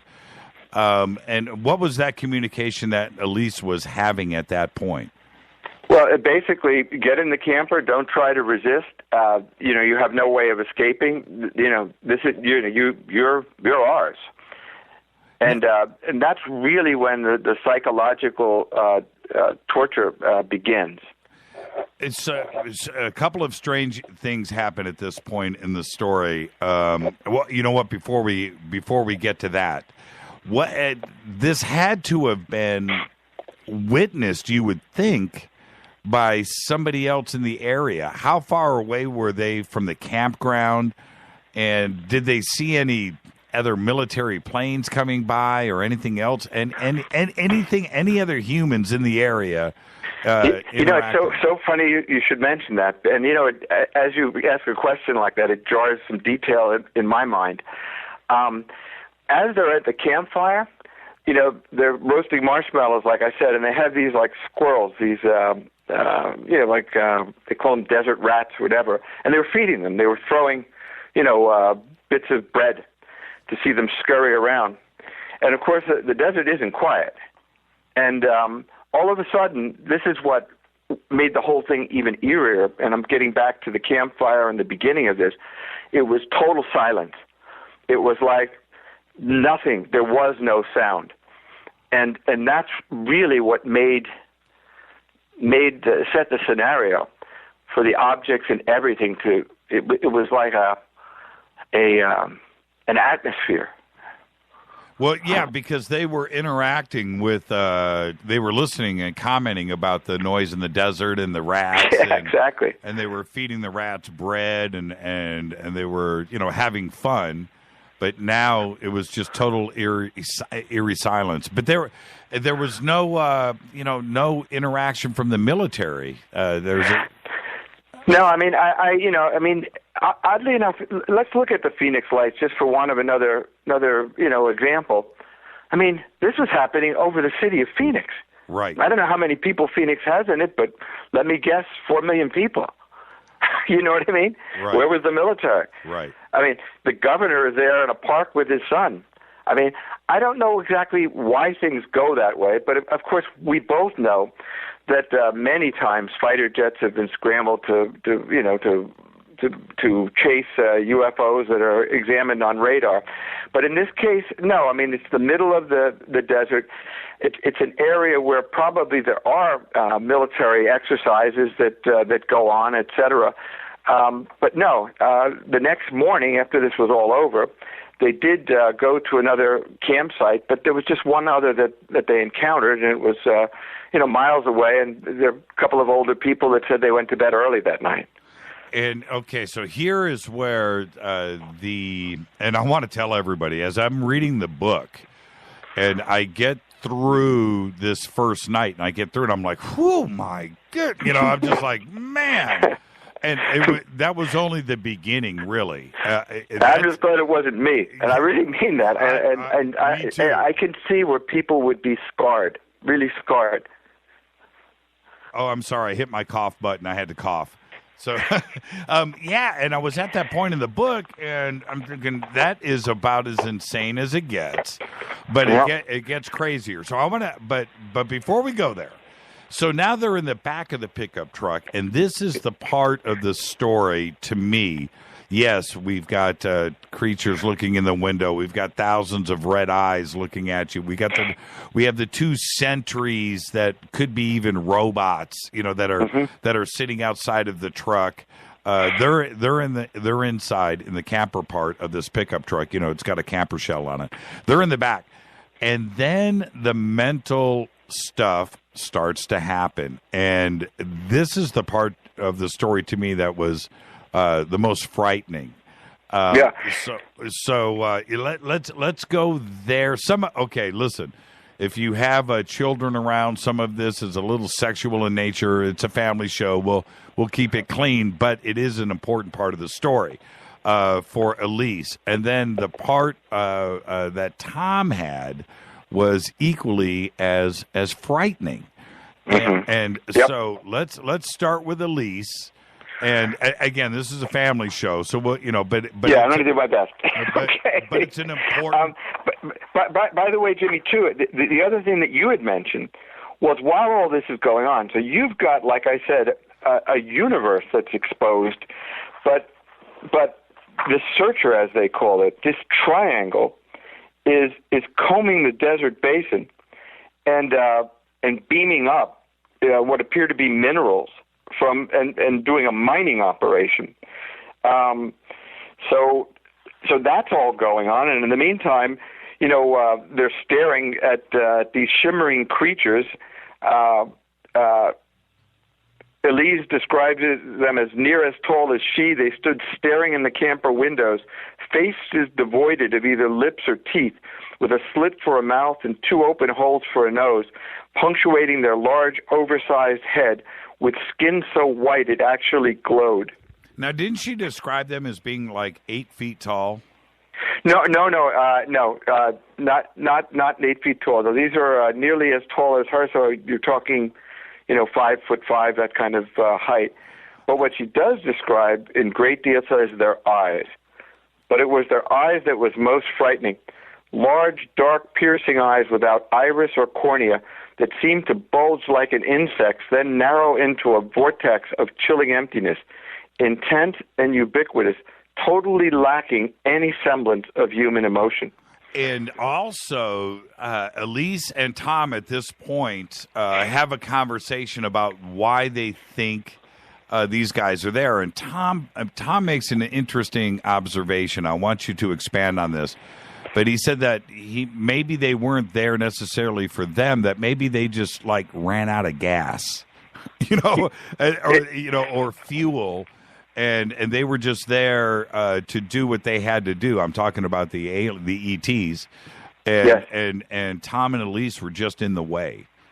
Yeah, I mean, they have this time where they're again hyperventilating, and our hearts are going, heartbeat is going crazy, their pulse is going crazy, and they're desperately trying to figure out what's going on. But because of this triangular searcher, as they call it, which is canvassing the desert basin, and apparently beaming up minerals or things of that nature from the ground to the craft, it could well be, since, as I mentioned, Alumax and other conglomerates, were mined rare earths in the Mojave for years. So it could be that there was some element or some critical mineral or substance that they needed, and they just happened to be in the wrong place at the wrong time. But I would tend to doubt that because, again, of Tom's prior UFO experience when he was 8 years old. Now the dream sequence of the book occurs for Tom and Elise, and the story with Elise. Before you tell it, did Tom know about this? Was this something that she had discussed with other people, or was this something that was hidden inside of her that she never talked about?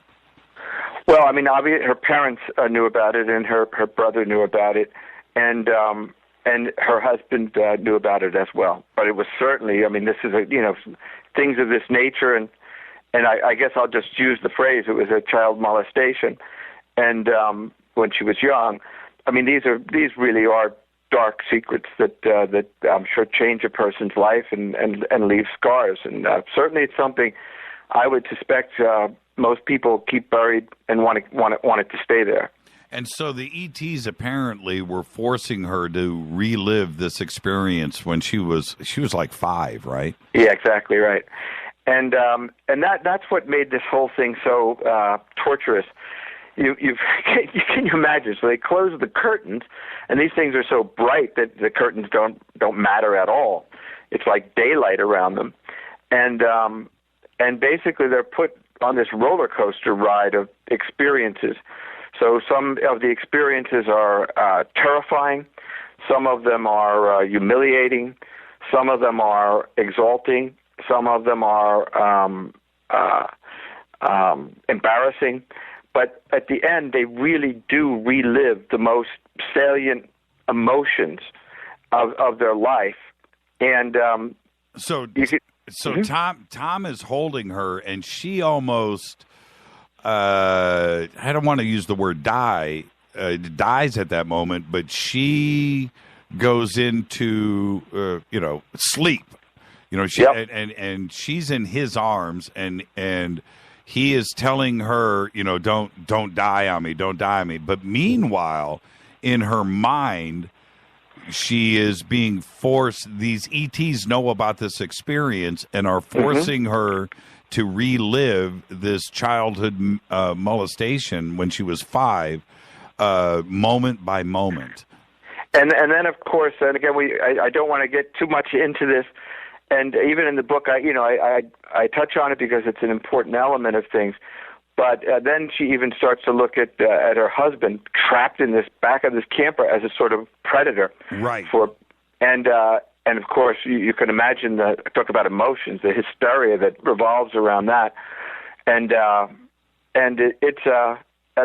she says it was like they were evoking our emotions and pulling them out of us with a syringe. And we thought we'd died and were in hell. I can only imagine at that moment, you're in another world, you're in another place, and all of this stuff, not only physical with the ETs surrounding the truck and looking in the windows, and as frightening as all of that is, they're being forced to confront each other with all of these, traumatic memories that are being forced upon them, and they can't control it. And actually, what I found to be, again, it's just these little details that seem so, that are so grounded. But, there are moments, particularly with these sort of gremlins going crazy and the ETs around them, the craft above them. I mean, these are just mind-blowing, events. But and then going through this other kind of mental torture. They feel many times during this that they're going to have heart attacks and die. Right. And when they start to feel like they're overwhelmed, meaning their body is going to give out on them because their mind is so racing at such levels, a kind of mist comes into the camper, like an anesthesia, and it slows their breathing down and lowers their pulse rate, and they start breathing normally again. And one can only imagine that these creatures are keeping them alive so they can do more experiments. Right. It's like, holy crap, You know what I mean? Yeah. And then, and then it happens to Tom. And now Elise needs to be the one telling Tom not to die. And then he gets flooded with his childhood memories. What happens there? Well, I mean, this goes back to him being a hunter, and it also goes back to his UFO experience when he was a kid. But of course, he pursues animals, and he has this.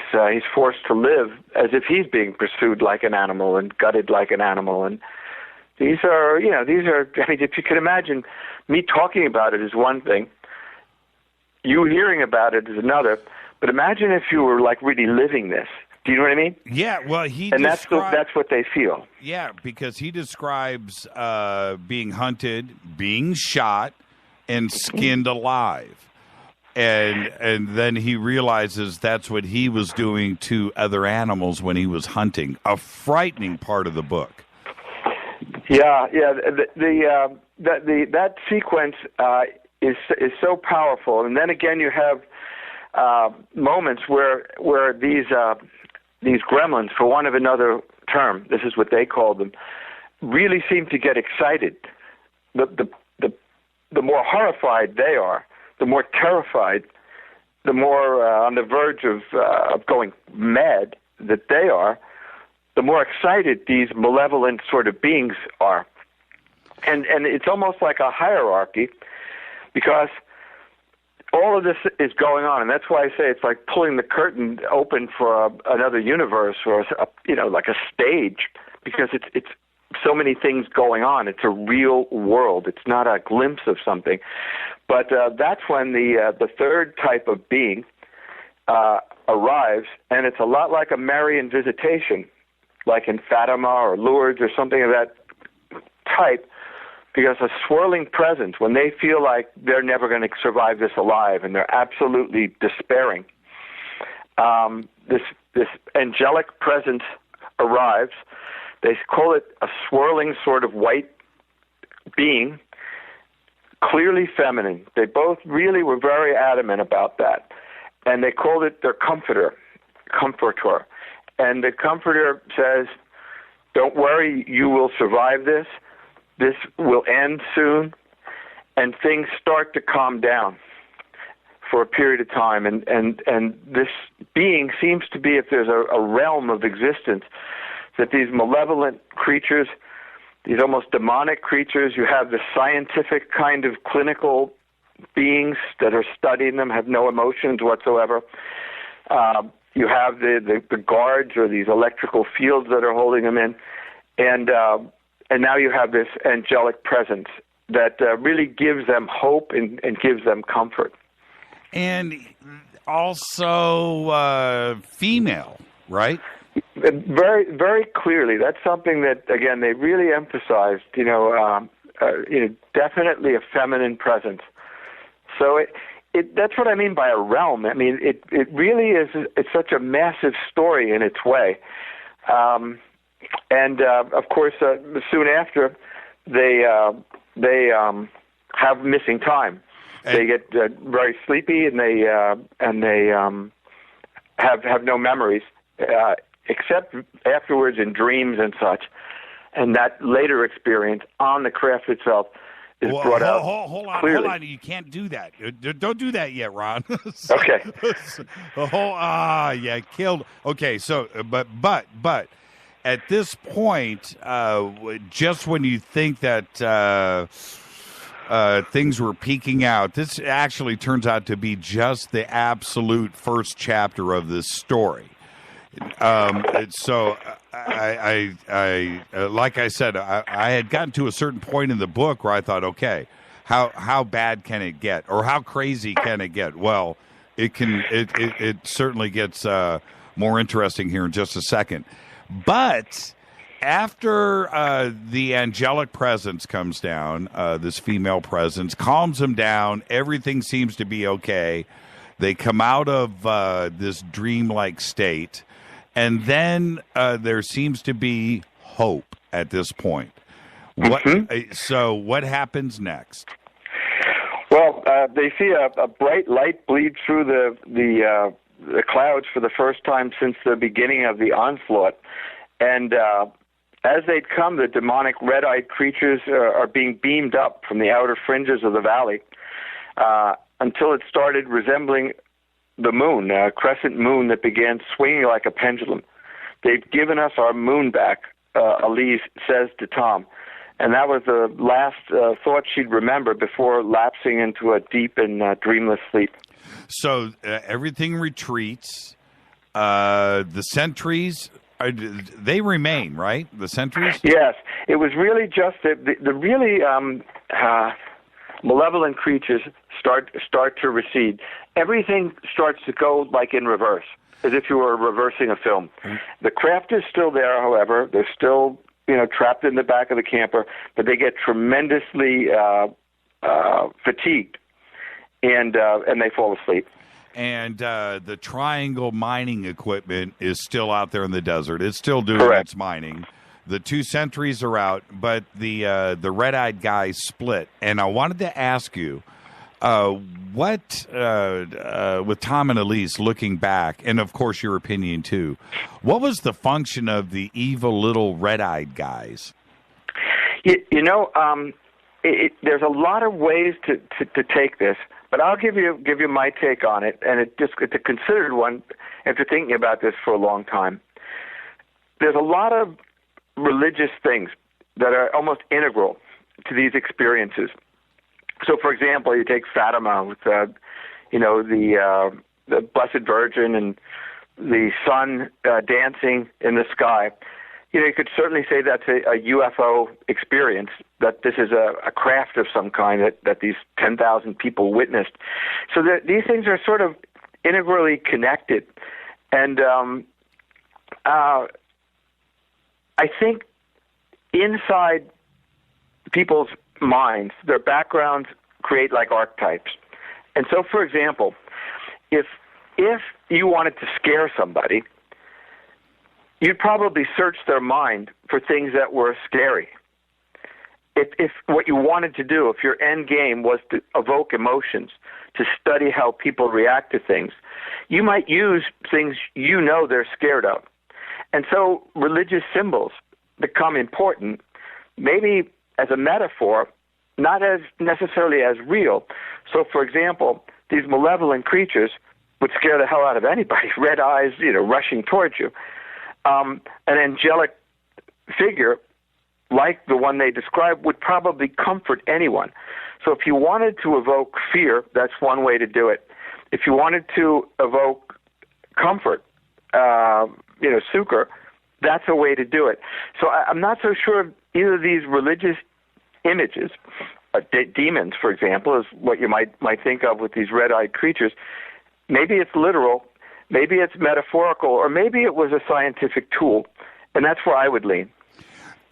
Could they have been feeding off of the fear, like in energy? Could that have come into play? What did Tom and Elise say about that? Well, they make it very clearly. The more frightened they became, the more the more agitated these monster-like beings became. You say agitated. I say happy. They were excited as they got more scared. The fear was overtaking them. They were happy. They were excited. Excited is a very good word. Yeah. Frightening. Man. I just feel for Tom and Elise. And like I said, this is just the beginning. So everything clears. Everything seems to be okay. And then they feel like the earth, I want to describe this correctly. The earth and everything around them is like extracted, and the pickup truck is flying the right word? Is that the sensation that they had? I think lifted. I mean, here's a bit of a quote, if you don't mind, and it'd be exact from what they say. But Elise speculated. She thought she'd been impregnated. By the way, there was a spark that went into her belly. Oh, I forgot or that an ovary had been plucked from inside her. Right. Yeah, but the reality was different from anything either could have imagined. For now, both believed the truck and the entire environment out around it was being lifted up into the vast collection center inside the mothership. Above them, they could see the underbelly of the craft camouflaged by clouds. As they were being lifted, its intense banks of light continually blinking and then nothing. Do you feel it? Tom hollered over the dissonance. It's like the earth has been cut out around us, all of it. The truck, the sky, the desert wash, everything. Then she says, there's air beneath it. I feel it too. The scenery hasn't changed, but it's like we're suspended somewhere, like they've separated us from earth and put us in some kind of vast museum. And colder, do you feel it? Suddenly now, like oxygen is pouring in from somewhere. Now, strange, huh? Yes. And that concludes what they think is the evening. So let's go to and for everybody, I want you to understand, it's at this point in the story for Tom and Elise, the event has concluded. They wake up in the morning in the truck, and they're at a holy crap moment discussing what happened the night before. And so let's go to the morning. They wake up and now they want to figure out what witnesses, evidence. They thought the world may have ended. I mean, the original reaction from Elise when these balls of light are dropping to the desert basin is it's the Russians. The Russians are invading. And at the end of this, they think the world might have ended. Fair enough. I mean, that's how pervasive this experience was.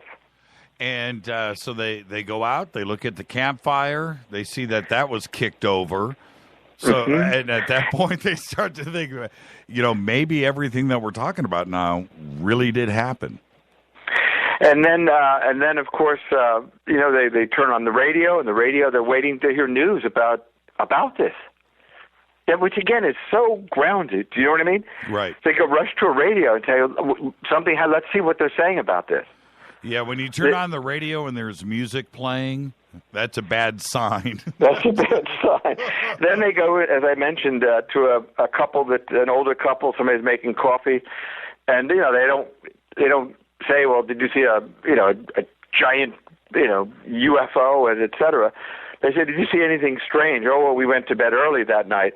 And that's pretty much it. They drive home, but they feel watched. I mean, they feel from then on that they're watched. Now, Dr. Vitone had an interesting insight into that. And he said, a lot of POWs, for example, they develop this phobia. And so they think they're being watched all the time. Right. And so it could be that they were really watched, and we get into some things that show that they were.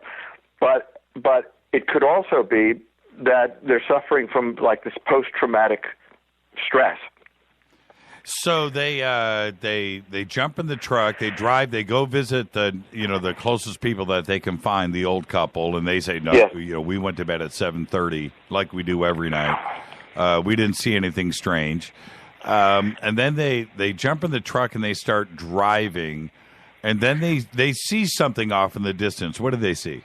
They see the triangle, the searcher as they call it, and they speed away from it, and they feel like they're being followed, and she feels like something happened with regard to maybe being impregnated while she was there, or that they took an ovary from her.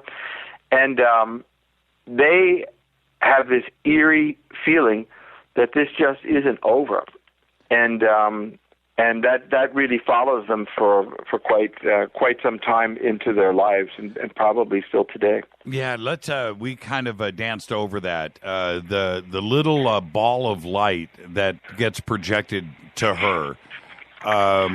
Take us through that. Actually, that was it's a very important point in the story.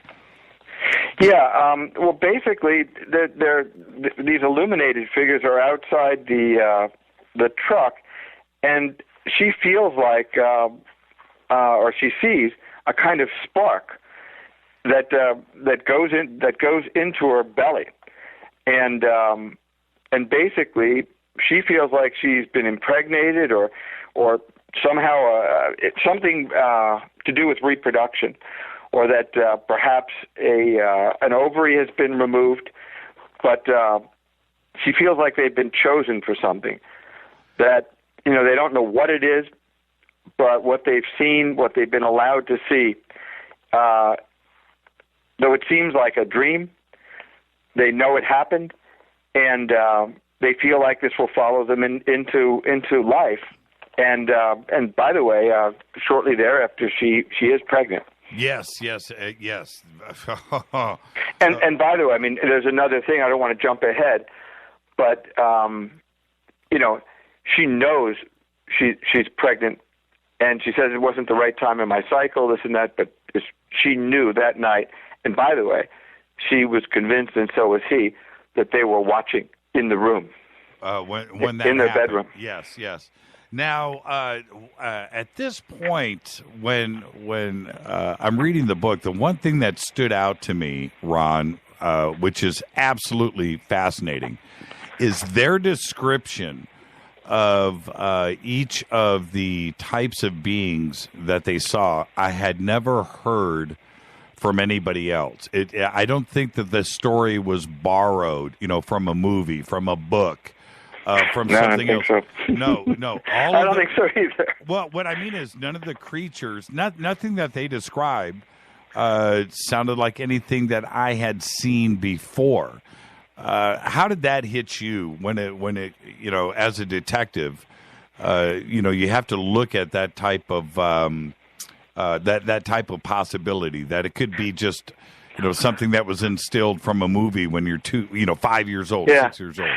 No, I've never heard of anything like this, and what was clear, and what struck me as, again, I don't want to use a word like plausible, but I guess it's the best one I can come up with. What struck me as human, and what struck me as the way existence works, is there was a kind of realm, a kind of order to this, like the gremlins were the minions. They were the lower end of the life form. Right. The illuminated beings were the telepathic ones, the intelligent ones, but they were devoid of emotion and cruel in their tactics. And then there's this angelic presence, and the fact that they're mining, that there's this device, this triangle of light mining the desert basin. It all of these things, if you visualize it in your mind, it's the way life is. Do you know what I mean? Yes, There's a lot of things going on by different kinds of things at the same time.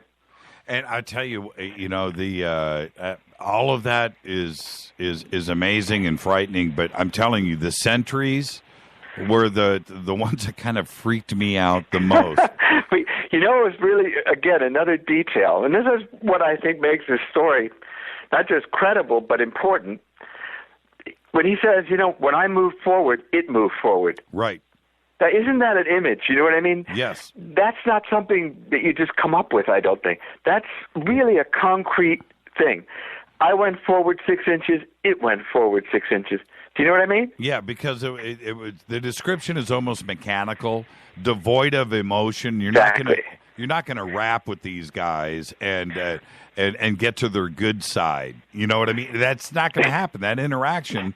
This is exactly. Yeah, this is something that is mechanical, and it's there doing its job, and it doesn't have a mind, doesn't have a brain. You are going to stay in that pickup truck, and you are not coming out, and I am here to make sure that you stay in line. And that's what makes it so terrifying, because you or I, you're a social fellow, you're a voluble fellow. I'd say I'm a little bit too. You say, well, all right, I can reason with these people. I can, let's talk about this. But this isn't like that at all. So now they drive back to La Mirada. They get out of town. They get on the freeway. She says, let's get on the freeway. Let's get out of Dodge. Right? Yeah, let's get out of Dodge. They head back to La Mirada. Now let's jump ahead a little bit. she decides to, tell her family. And so she sits down with their parents or her parents, and they have a discussion. And her parents were, I don't want to put words in your mouth, but her parents were almost understanding, but not yet. But it's their daughter, so they're going to want to take care of their daughter. And how did that conversation go? Well, I mean, I think like most parents, I mean, they're loving parents, and that's clear. And they both Tom and Elise sort of approached this gingerly, and they had long conversations about whether they'd tell anyone. Right. But they figured they'd start with their parents because that's certainly the best bet of getting understanding. And I think they got empathy, but they didn't get understanding. And these topics are large ones. And somebody like yourself, I mean, you're exposed to a lot of credible people that talk about these things, Air Force pilots or, commercial airline pilots or astronauts or et cetera, et cetera. So police, whatever. So, you have a groundwork to come get this from. But again, if it's your son or daughter or your son-in-law and your daughter, I think it hits very close to home. And I think you don't want to think this really happened. So particularly, again, with the background that Elise had. And so they look for counter explanations. Well, are you sure this? Are you sure that? One thing I did want to mention, too, and I think this is very important, is drugs. So another thing that the parents could easily have said, well, maybe it was botulism. Maybe you ate something bad. Maybe there was peyote or this or that. But Dr. Vitone had a very good explanation for that. If, for example, Jimmy, you took LSD and I took LSD, you would have a completely different set of experiences than I would, because it draws from your own imagination, it draws from your own background. We wouldn't be pinching one another, observing the same things in front of us for multiple hours on end. So that was discounted by the doctors. But that's certainly one of the things that the parents brought up. I mean, is it possible that that maybe there was botulism? Is it possible that you weren't feeling well? Is it possible that you misunderstood? And finally, Tom, who is sort of his own man, says, "Look, I'm a hunter. I build stuff. I build shopping malls. All right. I know what a plane looks like. I know what a jet looks like. I know what a helicopter looks like. I know what guns look like. This was nothing like any of that. This had nothing to do with a warfare exercise or misunderstanding Venus or this was so massive that there is no explanation outside of what happened. And I think the parents on both sides struggle. And one of the counter explanations that came from Tom's father was a really good one, who had some exposure to the military. And he said, maybe it was a desert warfare exercise. Maybe you were sequestered. Maybe you weren't supposed to be there, and you were sequestered. And maybe they drugged you. And that is a fair counter explanation, but it as Dr. Annixter pointed out, it doesn't really hold up in the end. It doesn't really hold up in the end because, particularly once you get the retrogressive hypnotic sessions and the real detail that went on inside the craft, but as they point out, there is no craft the size of a city that any army has that's going to be traveling at great speeds and capping a valley. So they got empathy, but I'm not sure they got understanding, and I think that's one of the reasons they really, folded this story back up inside themselves. And then we're going to be up against a break here in about 3 minutes, so I want to touch upon this before we go to Chapter 2, which is this. As it turns out, the events continue, and it follows them home, and their lives are turned upside down. She's reading UFO books. He's not sleeping at night. His job is stressing out. She is disconnected from society. She's, going down the rabbit hole. And then one night, when you think that the event actually is over and they're dealing with it themselves, one of their children is screaming in the middle of the night, and they rush into the bedroom, and what do they see? Well, I mean, this is one of the more bizarre things. So they're already sort of paranoid, particularly about their children, and their child, Tom Jr., is screaming in the night. They rush into his room, and he's spinning like a top. And this sort of sounds like a demon possession thing in a way. Right. Spinning like a top. So the mother, of course, grabs him, hugs him, comforts him. And just before, as he calms down, they're about to leave, and Mommy, don't leave. And she says, why? What's the matter? Because when you leave, the monsters with the red eyes come. Man. And at this point too, don't both Tom and Elise sort of get that feeling back of communication or the presence of the ETs that they felt when they were in the back of the pickup truck?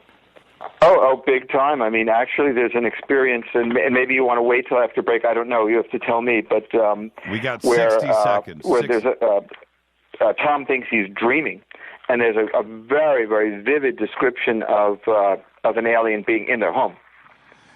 Let's. Oh man. Okay, so when we come back, we're gonna go to the next chapter in the story, and we'll get to that and how everything gets to Ron, because that will start the next chapter in the story. This is Fade to Black. I'm your host, Jimmy Church. Tonight, Ron Felber. The book is The Mojave Incidents. I'll be back right after this. Stay with us.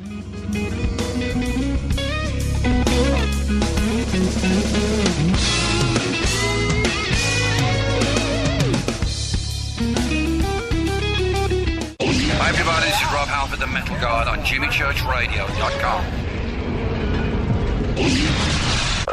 KGRA Radio. Intelligent talk. Are you a paranormal investigator, ghost hunter, or UFO skywatcher? If so, FNGinnovations.com has the product you definitely need in your investigations kit or go bag. Introducing the Morpholite Wide Beam Tactical Flashlights that put the light where you need it most. Traditional flashlights shine a focused round beam with limited line of sight in the dark. Morpholite Tactical Flashlights change all that, utilizing a revolutionary wide beam design to enable you to see safety hazards such as hanging wires and steel, pipes, and holes in the floor you just can't see with a focused round beam. In the field, where safety is paramount, a 180-degree beam increases orientation and peripheral vision in the dark. Morpholite flashlights are ideal for investigations in abandoned facilities such as houses and hospitals, factories, caves, and tunnels. Avoid those low-hanging tree branches that poke your eyes in the woods. Visit FNGinnovations.com to see a full line of tactical lights and accessories. That's FNGinnovations.com.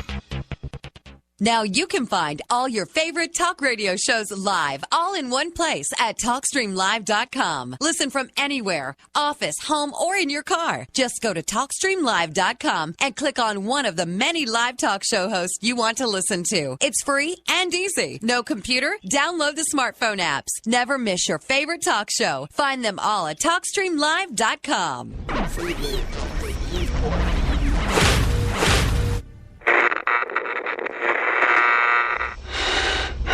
You want to know a secret?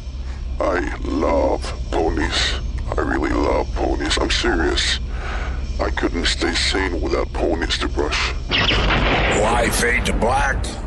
Because you never got that pony, damn it. This is Fade to Black with Jimmy Church on the Game Changer Radio Network and KGRA, the Global Radio Alliance.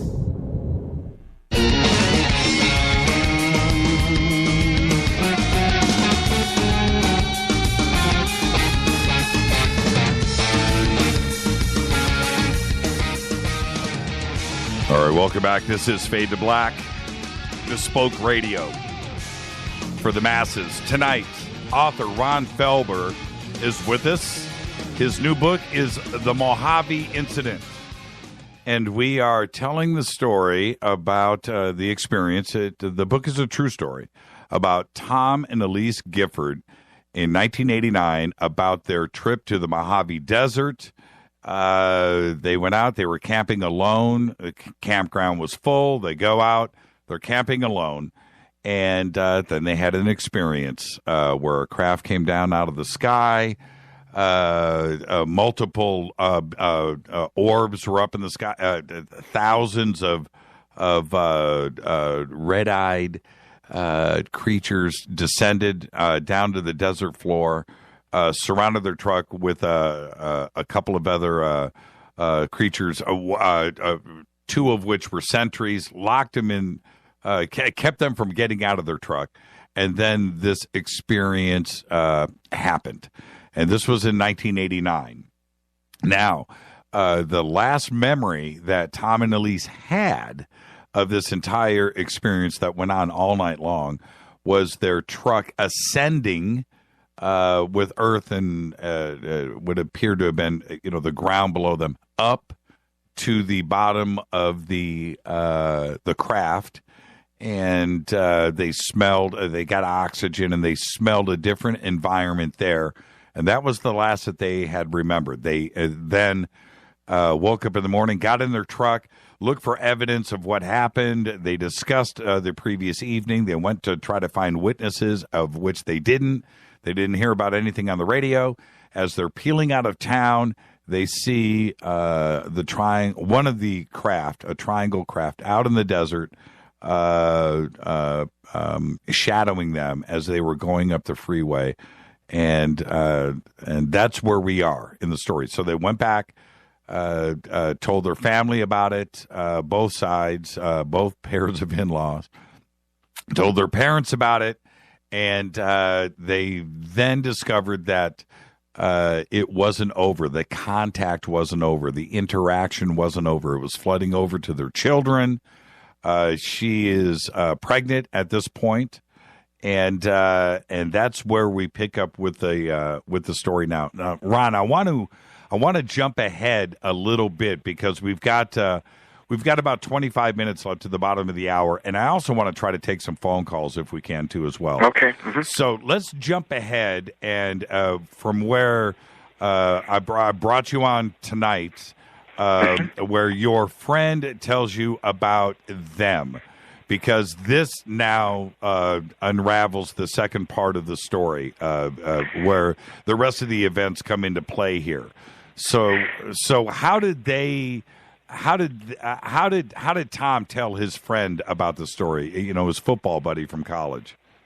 Well, I mean, actually, I think again, these are best friends, and if you're lucky, and I'm lucky, we both have best friends that you can confide in. Right. And so this was a situation where he had no interest in work any longer. I mean, everything he did was dwarfed by this experience. So he became lethargic. So in terms of his wife, Elise, she became obsessed with reading about UFOs and anything to do with that. And there was a sexual dysfunction. There was insomnia. There was certainly paranoia. I mean, their lives were falling apart. And so over a beer, he told his good buddy what was going on, and very reluctantly confided in his friend. And this was a mutual friend. It was somebody that worked for me in business. And as sort of a go-between to help his friend, what he thought would help his friend, because he knew I was a writer and would no doubt be interested once I got to really hear the story, he introduced us. But, basically their lives were falling apart. And I think one of the reasons that they agreed to tell me the details and the specifics of what had gone on in their life and in the Mojave incident was they were looking for some kind of answers. They were looking for some kind of explanation, even an alternate explanation, something. And so the idea of going to a world-class psychiatrist at the National Center of Psychiatry in Washington, D.C., and going to a retrogressive hypnotist, and maybe someone would say, okay, you're crazy. You know, they were just desperately looking for resolve. And so I said, look, I have friends at Georgetown University. These are the director of the Center for Psychiatric Disorders.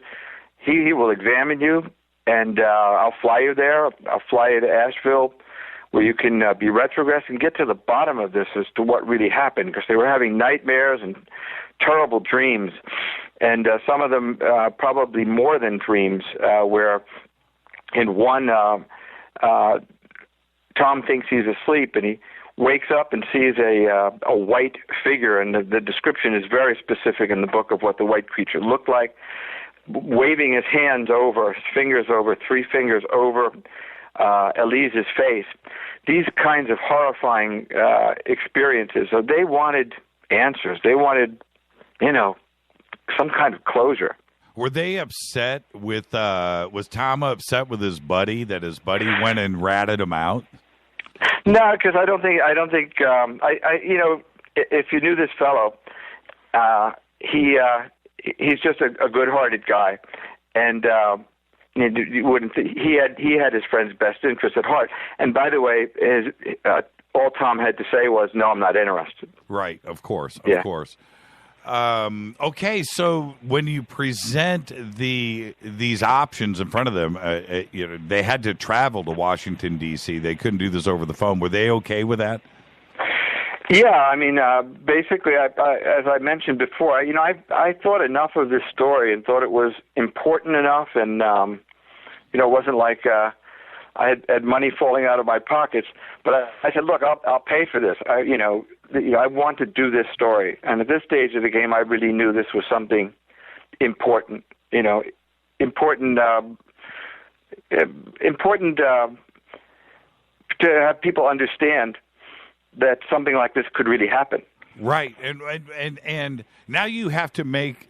I don't know how you did this, but you have to make the call to Dr. Vitone, and you have to tell him what's going on. And were you reticent about doing that? No, and I'll tell you why. Because, almost everybody is broad-minded. I mean, people that have an open mind to things. There are other people that they're just sort of closed to everything. But this wasn't a guy like that. This is a scientist, and when I told him how credible the backgrounds of these people, when I told him some of the detail, I think. Excited would be the wrong word, but let's say his curiosity was piqued. Okay. His curiosity was piqued. And so that's it. You guys go to Washington, D.C. And I have to say, when I have to ask, when you guys first get to Dr. Vitone's office, who is, accredited, major, Washington, D.C., everything is in play here. But now you bring them into the office, and how did that initial meeting? How did that go for both Tom and Elise, and for Dr. Vitone, and for you too, for that matter? Well, I was excited about it because I wanted to get the bottom of this too. If there was something organically wrong, if there was some psychosis, if somebody had a brain tumor, if somebody, okay, fine, you get an answer.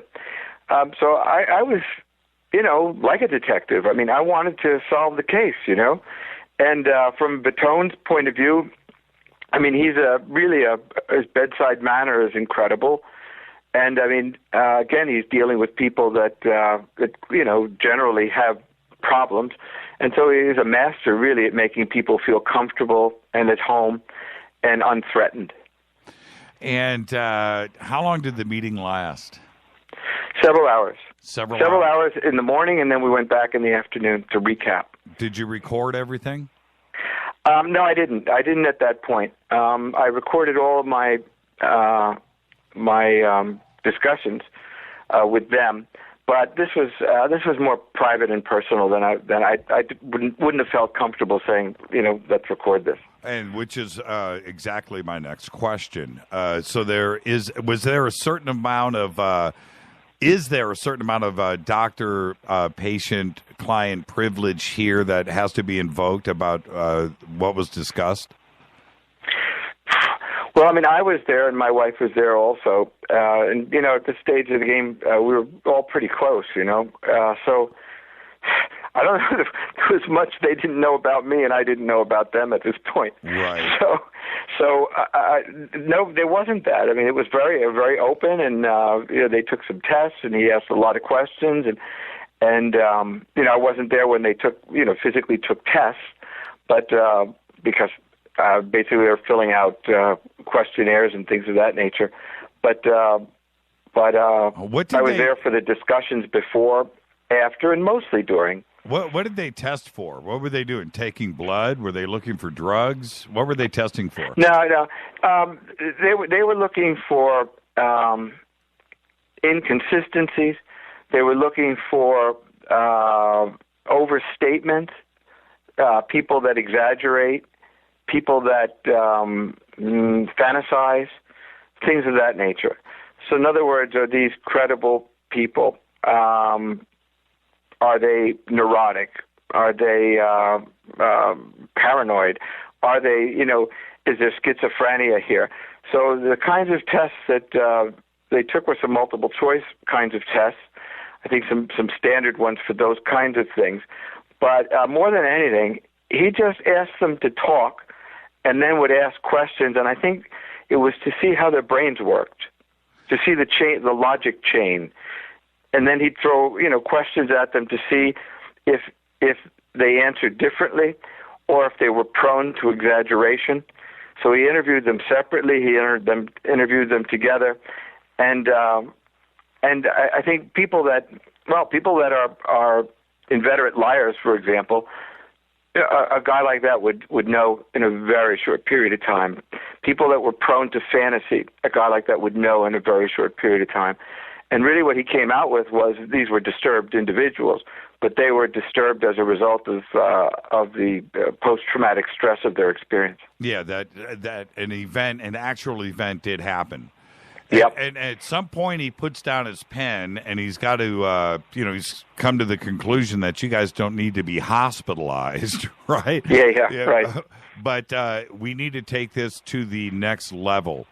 And did he at that point, think that maybe they needed to be regressed, that maybe that there was something else, the missing time, was that discussed? And how did it was? Yeah, how did Asheville come up as, I guess, Yeah, well, basically, he said, well, tell me about your memories. And he was pretty well versed on this story and had listened to some of the tapes prior to, so he knew the story. But particularly Tom would talk about, I know that there's information there. I just can't get at it. And in dreams, I see these white figures around me, and I remember fighting, and I remember bright lights, and I'm struggling, but I can't get beyond that. And then actually, Lees would say, there are things they don't want us to remember. And so And he said, well, do you want to remember? Do you want to know what happened? And clearly they did. And so he said, well, I have a colleague that's in Asheville, and let me check. But I think he'd probably be willing to discuss this with you. And he's a retrogressive hypnotist, and that's what he does. And he can take you back to that time, and we'll find out exactly what happened. So now you go to Asheville, and let's jump ahead. We have about 13 minutes or so left. So now you're in Asheville, and the regression therapy starts. Is your wife with you at these sessions? Yes. Okay, so you have witnesses. It's always good to have somebody there. Sure. When you're regressing. So the story now, the empty part of the missing time starts to come out, and they are regressed at the same time. Do I have that right?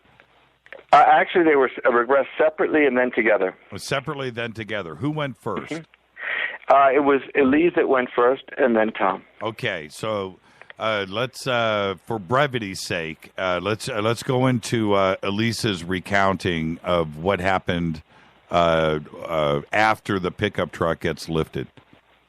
Yeah, basically, I'll start. It's difficult to get to a proper moment, but let me. So he asks, "Are you alone, Elise, except for the white being?" Then what? Then into the room with the silver table. That same light is in the hallway, and one big round white light. How did you get on the table? It lowers. I sat on it and laid down. No pillow, no blanket, and it didn't hurt. She keeps saying that, and it didn't hurt, which again I find very real. Right. How did you know what to do? I just knew. I knew. He can tell me with his mind. No words. He puts ideas in my head. Is he communicating with you now? He can if he wants. Are you being watched now? Elise's head was angled toward the ceiling as before, eyes closed, still directed at a solitary spot. They know what I'm doing by probes. The three observers in the room, hearing every syllable of what was being said, gasped. Annixter had done it, broken through one of the barriers that separated us humans from them. And she keeps pulling then at her neck, the right side near the jugular. What does that mean? She felt the side of her neck, running her fingers along the flesh. I can see you touching your neck. What does it mean? That's what they shot into my neck that time on the table with the silver wand. When you say they're watching you with probes, what do you mean? She spoke with absolute conviction now. Tracking device put inside me. That's how they know where I am and how to communicate. How do you know that? I don't know. Is it something you're fairly certain of? Yes, I'm certain, she said without hesitation. Now, these questions have been popping up in Twitter all night. I've been telling everybody we'll get to it. This is the point where she says she has an implant in her neck. Yep, correct. And that's how she found out that's how they've followed her back to La Mirada and knew about her thoughts and were able to follow the family around. Exactly. Has there been any exploration about this implant? Has she had that checked out? Has it been removed? Does she still have it? It hasn't not been removed, and really by the end of this, I have to tell you, these were excruciating sessions, and the whole process of this was really, I think, tough for them, and at some point in time, I think they just wanted to stop. And you were allowed to question Elise too, as well. Yeah, absolutely. Some of the most incredible dialogue I've ever seen, and maybe you'll have to tell me if you've heard something like this. Annixter asked her, Elise, do you have any idea what these beings want or why they're here? So now she springs up in her chair. She's suddenly animated. Her voice isn't soft and emotional like before. It's clipped and very direct. They want to make contact with the population. Tom and I are specimens, imperfect like the human race. When we're ready to communicate with them face to face, then possibly the world will be too. They have to study our reactions so they know how to approach us. They don't have emotions like ours, so they need us to teach them. They need to understand humans. Do you have a sense as to who they are or where they come from? There are 5 galaxies. Theirs is the next closest. In order for all 5 galaxies to work together one day, they have to start, and they're starting with us, so we'll be united galaxies. What else do you know? Annixter asked. I know where the universe ends. Is that something you can put into words? Our universe ends where theirs begins. Our universe ends when all its matter stops mattering to us and starts mattering to them. Of course, everyone in the room then was like stunned because all of a sudden, Elise Gifford now is on the edge of her seat, like vibrating energy. That was such a weird thing for her to say that they said. In other words, unlike her language. Well, all of this dialogue is nothing like the way she speaks. Well, not only that, it's like nothing I've ever heard before. Me either. Me either. I mean, it's just it's so symmetrical, sort of. Do you know what I mean? Well, and she says our universe ends where theirs begins. A very, very strange statement, and one I think that is going to be analyzed for a long time. And there was something else that she said. She said that their galaxy is the one next to ours. It's the next closest, yeah. Theirs is the next closest. So what galaxy is that? I don't know. Okay. I'm sorry, I don't know. No, I'm going to throw that out to Twitter. We'll have the answer here in just a second. We have a there is. I don't know if you have a moment now or where we are, but there's another scene that's quite incredible from the transcripts. Do we have time for it, or maybe not? 2 minutes, and then I got to get to one more question. Okay, Elise, why do you think there are things you don't remember? I don't know. Is there something from preventing it? I can't tell you. If these beings are in contact with you, tell me what you know about them. God created our world in his image, but not theirs, or any of the others. Are there different kinds of beings? Yes, different ones, different hybrids. She says they visit us all the time. And that was a very interesting part because the religious reference about that, and that God created Earth in his image, our Earth, but not theirs, not their world. And then, by the way, the most significant line, when do you think this communication will happen between the aliens and humans? I don't know. So I ask, in my lifetime, how long will you live? She retorts, in a normal man's lifetime, our children, she said. So that's how long it takes to get the right answer in Twitter. Jay Bowen just said Andromeda is the next galaxy to ours. There we are. We have a very smart audience. I guess so. It didn't take long. Now let's jump over to Tom and his regression. Well, I mean, actually, Tom talks about fighting. He talks about battling, and I won't read from the transcripts because of time, but he talks about fighting them. He talks about being separated from Elise, and he talks about his examination on that same silver-type table. A probe inserted into his anus. He says, "I want to go home." He starts actually, being very emotional, angry first, then emotional, and then he just says, "I want to go home. I want to see my kids." But it was Elise that provided the real, like the talking piece almost for these beings. How much exploration, Ron, did they do of the ship? How much did they actually see? Well, they talk about like a tunnel of lights. They talk about blue lights, very white lights. They talk about being led by a being, and they describe, the description is very, very clear. A small, short, white being, and actually a kind of uniform with a upturned arrow, the top end of an arrow on a luminous sort of vest, and they talk about a holding area where there are different kinds of things, plants and things of that nature that apparently they picked up along the way. Andromeda is 2.537 million light years away. That's Twitter. You've got to love our Twitter audience.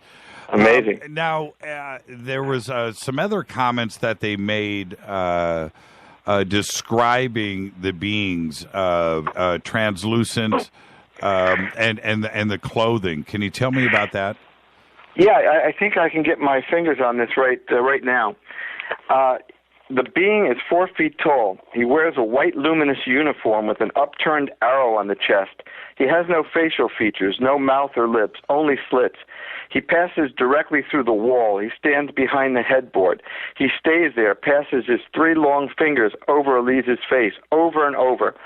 Tom can only see the hand. He opens his eyes, and directly above him is the face of the white being. "You're dreaming," he hears the voice say. Then he looks to Elise's face and sees the burn marks its fingers have left. And so the next day, and he wasn't sure if he's dreaming or not, they wake up, and she's got I don't want to say scars because that's burn not marks, what happened. yeah. Burn marks. And she goes and shows her mom. Yeah, and she was like, hysterical. And so he takes photographs of them with a Polaroid, and the photographs turn out black and don't come out. But that's that happened, I think, 4 weeks after the experience in their home. And so, I think that's one of the terrifying aspects of this as well, is that even in the sanctity of your own home, even while they're having sex, they feel like they're being watched. That's creepy. It's creepy, I know. That now we're going to be headed up to a break, but you, when was the book published? And the reason why I'm asking is between 1991 and when the book was published, why did you wait so long? Well, really, there wasn't a great interest. Like I said, this was published, almost self-published by a friend of mine and two friends of mine that put out fewer than 1,000 copies or so, and as a hardcover, almost self-published, pretty much. And then a paperback came out, but there just wasn't any great interest in it. Then, frankly, I was somebody called me out of the blue. And actually a colleague of yours, and Betsy and I Lewis. did an interview, and all of a sudden everybody was like, really, really interested, but they weren't interested when it first came out. So I said to the publisher I'm currently working with, I have this manuscript. I'll update it, but it's probably the most frightening UFO book story ever written. And so the publisher put this out, the Mojave incident. Can I get you want to take some phone calls after this break? Can you hang on for a few minutes? Okay, sure. Let's do that. Let's take a break. This is Fade to Black. I'm going to open up the phone lines for Ron Felber, 323-825-5045, 323-825-5045. You can also Skype in Fade to Black 14. The book is called The Mojave Incident. I'm your host, Jimmy Church. What an incredible conversation tonight. Phone lines are open, 323-825-5045. I'll be back right after this. Stay with us.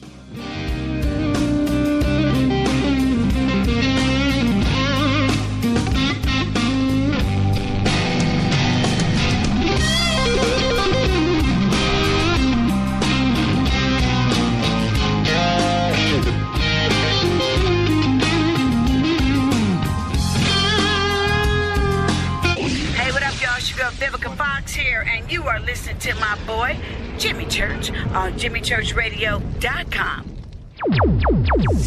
Despite popular opinion, reading a book will not make you smarter. But listening to Jimmy Church will. All right, you Fadernauts. Studio Dome has done it once again. A new Studio Dome Fadernaut special. Introducing the Studio Dome Boom Box Bluetooth speaker. It's got a rear-firing bass film subwoofer and dual 52-millimeter main speakers. You'll never listen to your tablet or cell phone speakers again. Just click on the Studio Dome banner, use the promo code Jimmy, and you'll get the SBB for $49 and free shipping. And get a Buddy 4-port USB charger for free. That's a $19.99 value right there. And they'll throw in a Buddy in the box. It's the best deal on the net. Anywhere. Just go to JimmyChurchRadio.com, click on the Studio Dome banner, enter the promo code Jimmy, go Beckley Teppy. This is Erica, Brittany, Gabby, and you're listening to JimmyChurchRadio.com. It's not a lifestyle we chose. We were born this way. KGRARadio.com.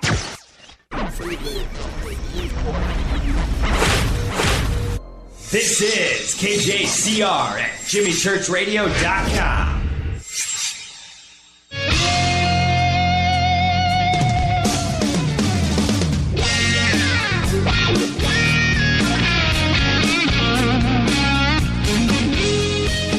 Welcome back. This is Fade to Black. I'm your host, Jimmy Church. Tonight's author, Ron Felber, is with us. The incredible true story of Tom and Elise Gifford. The book is The Mojave Incident. Let's go straight to the phones. Hi, Dino. Say hi to Ron Felber. What have you got for us? Good evening, Jimmy. Hi, Ron. This is a horrible, scary story. I don't want to meet this race of aliens. I wanted to ask you, some of our listeners, our Fadernauts, are wondering if this was on Highway 62 that this occurred. Yeah, that's exactly right. Oh, really? And the other question we had was, you mentioned a pregnancy. Now, I had met a medical doctor in San Francisco many years ago who was a quite learned doctor who taught up at UCSF, who had claimed that she had been impregnated unexpectedly, and then at some point the pregnancy disappeared way before 9 months. What happened to this poor woman's pregnancy? She had a full-term pregnancy and had a baby girl. And no genetic testing or anomalies of this child? I don't know. As far as I know, that their third child was normal. Now, that doesn't mean that she doesn't have maybe extrasensory perception. Doesn't mean that these are things that I guess we'll just have to see in her lifetime. Well, the child, stay with me, Dino. The child now would be 13, 14 years old, right? Mm-hmm. Am I right? Okay. Yep. And anything, because one of the I think that Elise and Tom definitely felt there was an alien connection with the child when the child was conceived. And absolutely right. Yes, and that the child is special. And yeah, they use those terms, and actually, we didn't get into this much, but actually, she makes this point after the experience, shortly after the experience, when they had that experience with their son, and they had the experience with the alien in the room. Right. She says that they had, and this was under hypnosis, that they had sex, that they knew the aliens were in the room with them, that it wasn't the right time in her cycle to be pregnant, but she knew that minute, that instant, that she was pregnant, and she was. And we can't forget about the spark. Yes, that's correct. The spark that went into her abdomen. And she lifted up her shirt to see the spark, and the spark was gone, right? So she assumed, I don't want to put words in her mouth, but she assumed that it did go inside of her. Yeah, absolutely. She thought one of two things. And she actually, in the conversation between her and her husband in the camper, she says, I think I'm either pregnant or they took an ovary. Wow, that is just creepy. Dino, do you have anything else for Ron?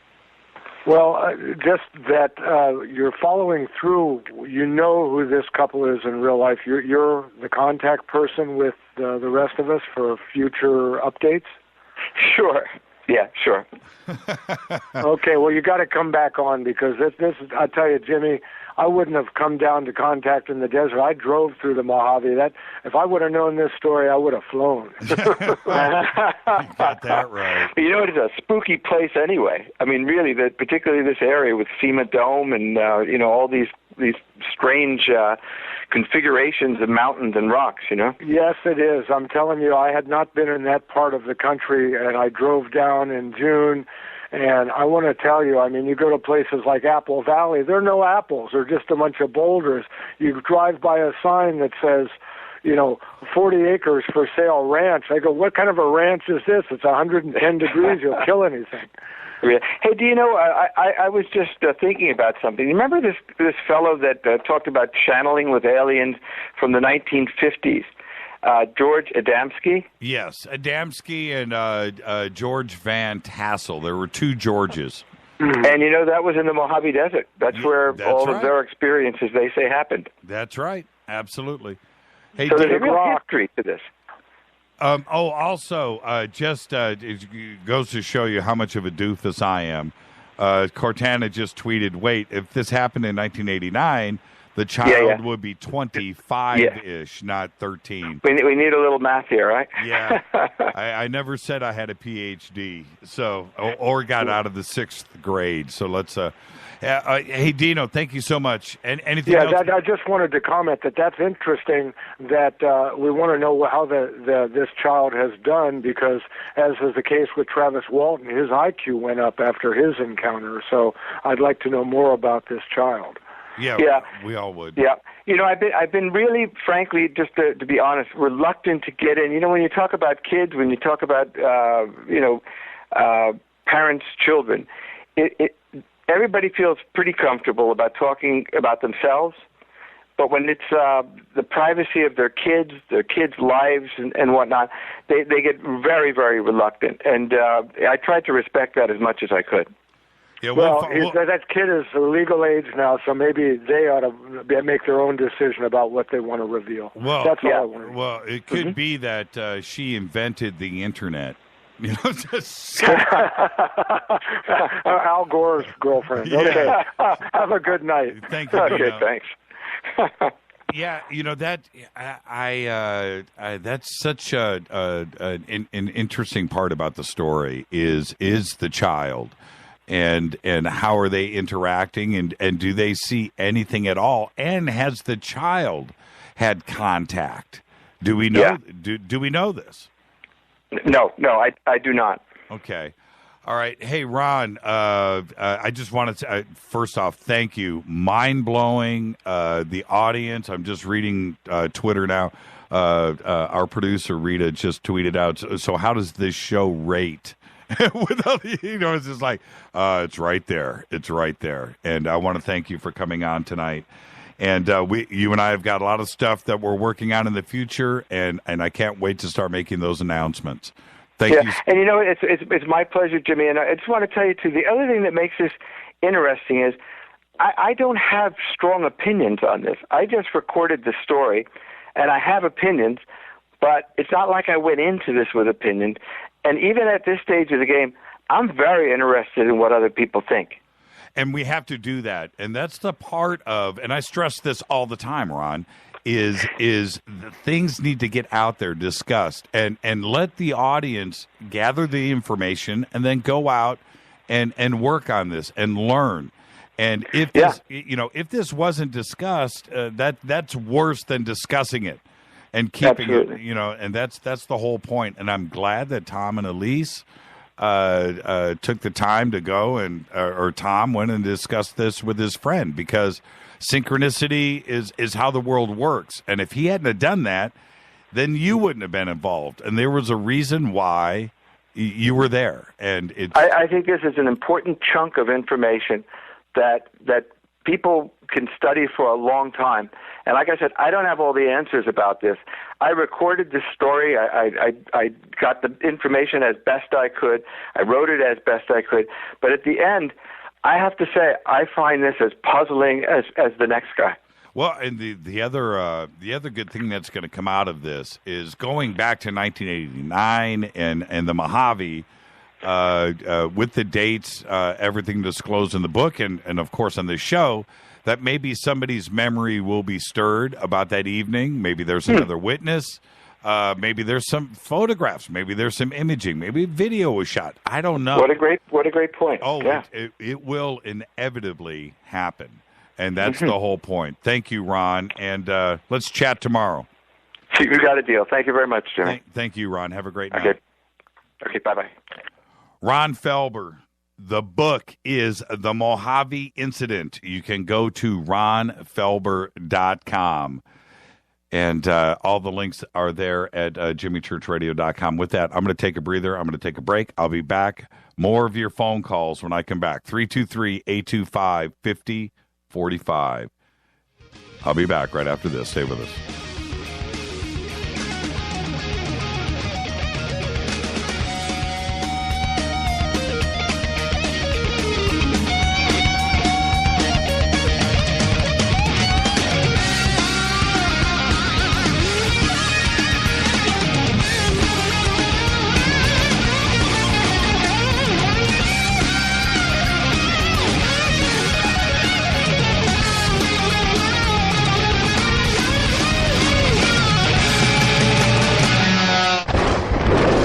This is Fade to Black with Jimmy Church on the Game Changer Radio Network. and KGRA, the Global Radio Alliance. The station that talks the net. KGRA Radio. Hello, I'm Katie, and you're listening to my main man, Jimmy Church, on jimmychurchradio.com. Hi, this is Jimmy Church of Fade to Black. Today, everybody, the Fadernauts and planet Earth is vaping, and I'm very proud to announce our very own e-juice. When we were approached by City of Angels Vapor about Fade to Black e-juice, I wanted to make sure that it was the very best, and that the flavors were something that I could create myself, and we did just that. Introducing Fade to Black Fader Loops. This will take you right back to Saturday morning cartoons and your favorite bowl of fruity, loopy cereal. Just click on the banner or go to www.coavapor.com. Enter the promo code JimmyLive. That's Jimmy, L-I-V-E, for the Fadernaut special. The website, coavapor.com. Go Beckley Teppy. Hi, this is Ray Hobbs here, repping the planet, and you're listening to my good friend, Jimmy Church, Fade to Black, on the Game Changer Network and the KGRA digital broadcast station. Imagine no longer being tied down to your computer, but having the freedom to take live talk radio with you anywhere you go. TalkStream Live introduces our first ever iPhone application. The talk shows you follow now follow you. And your iPhone is now the fastest and easiest way to stay connected to the best talk radio on the internet. Let TalkStream Live transform the way you listen to radio. Listen to live talk shows 24 hours a day, 7 days a week. Mobile talk radio from TalkStream Live. Now available in the iTunes App Store. This is Toby Kebbell. You're listening to JimmyChurchRadio.com. Don't hurt me, Jimmy. I'm only little. Hey, I'm Adrian Grenier. And this is Ari Gold. We're the Honey Brothers. Yes. We are of the Honey Brothers. Hey, I'm Adrian Grenier. And I'm Ari Gold. We're the Honey Brothers. And you're listening to Jimmy Church. The Revolution. All right, you Fadernauts. Studio Dome has done it once again. A new Studio Dome Fadernaut special. Introducing the Studio Dome Boom Box Bluetooth speaker. It's got a rear-firing bass film subwoofer and dual 52mm main speakers. You'll never listen to your tablet or cell phone speakers again. Just click on the Studio Dome banner, use the promo code Jimmy, and you'll get the SBB for $49 and free shipping. And get a Buddy 4-port USB charger for free. That's a $19.99 value right there. And they'll throw in a Buddy in the box. It's the best deal on the net anywhere. Just go to jimmychurchradio.com, click on the Studio Dome banner, enter the promo code Jimmy. Go Beckley Teppy. Church on Fade to Black, across the globe on the Game Changer Radio Network and the one and only KGRA Radio, The Planet.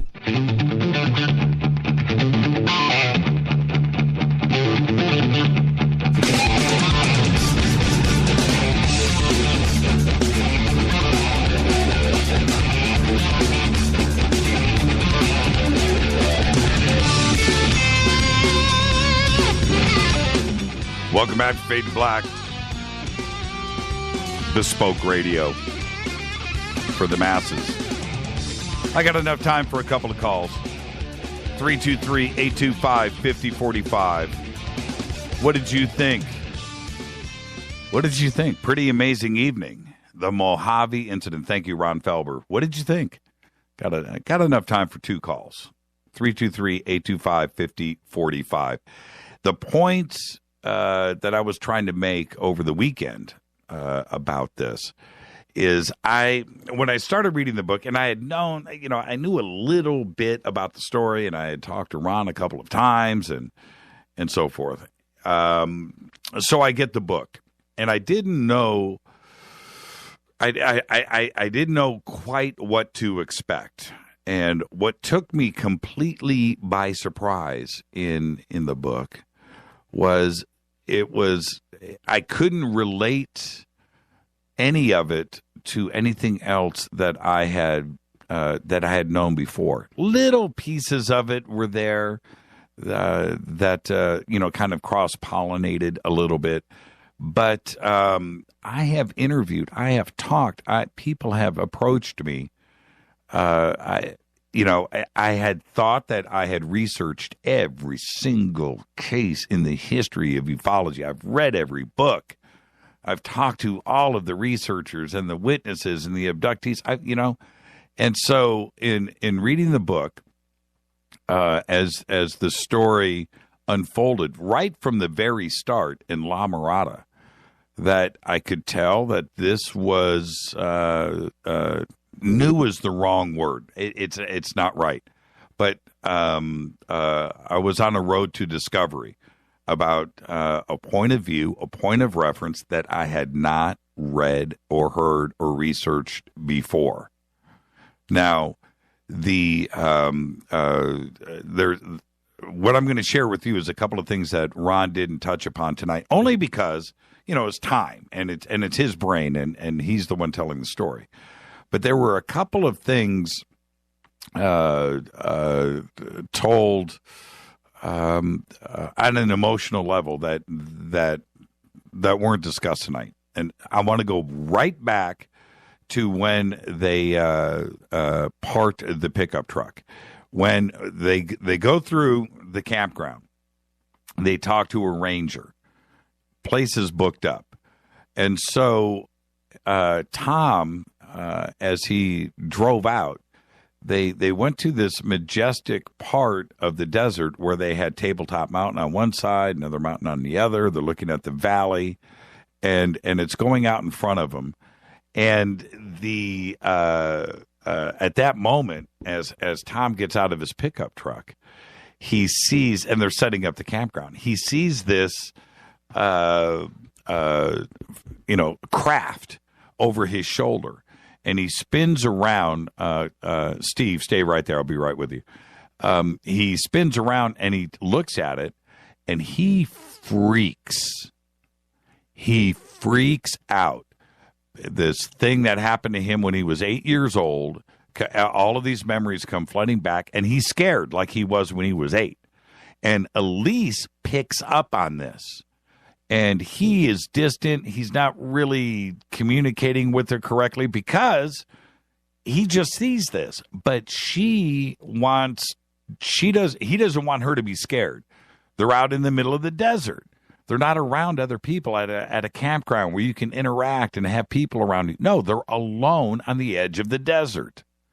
She is depending on him and his confidence, her husband, the big strapping 6'1" football player dude, to be the strong guy. And he at that moment can't even talk. He can't even think. He's freaking out because of what he just saw just for a second. And now he's completely disconnected. And he's trying to act like everything's okay. He needs to build a fire. He needs to protect his wife. He needs to provide food. He needs to throw the steaks on the grill. He's got to do all of this stuff and act like that nothing has gone on. And that sets the tone for the story. She doesn't notice anything. He does a good job of that. Right? She has no idea. He is mentally unwound at that point. And he is just imagining things and seeing things. And that was that moment. They go and they eat and they look up and then they see the orbs in the sky. Crazy, crazy part of the book. Hey, Steve, what's up, my brother? What's up, Jimmy? Incredible night here on Fade to Black, huh? The most interesting show since Corey Good. Okay, I'll go with that. Somebody had said, or maybe it was Rita, since Lavenda, right? But pretty. There's just something that's crazy that I've listened to, just like you, hundreds of different abduction stories and cases, and just the sheer amount of extraterrestrials that were involved is compelling, and not only was the amount of aliens that were there, they were there for a dual purpose. Not only them, apparently they was working with some kind of mining operation to get minerals or whatever they were doing. Right. And it's that's just that you don't hear that. Well, and this is what is freaky to me. We watch documentaries on TV. You can go to YouTube, watch documentaries or TV shows, watch Hangar One, and you do this, over the years, and there is comfort in hearing stories that are similar to another one that you've heard. In that, the beings were, so it gives confirmation that everybody is seeing the same thing, and we know that there's consistency here, and we can depend on that.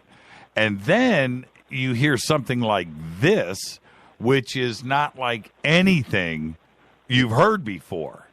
And that's the part that really, really I can't get my mind around.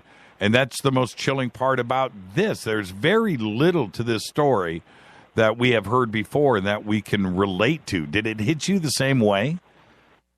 It blew my mind. I mean, I got chills, right now. The fear, that was another thing that I thought was compelling, was when she was under hypnosis. She said that the beings told her that they didn't have emotions like we had emotions, right? Yes.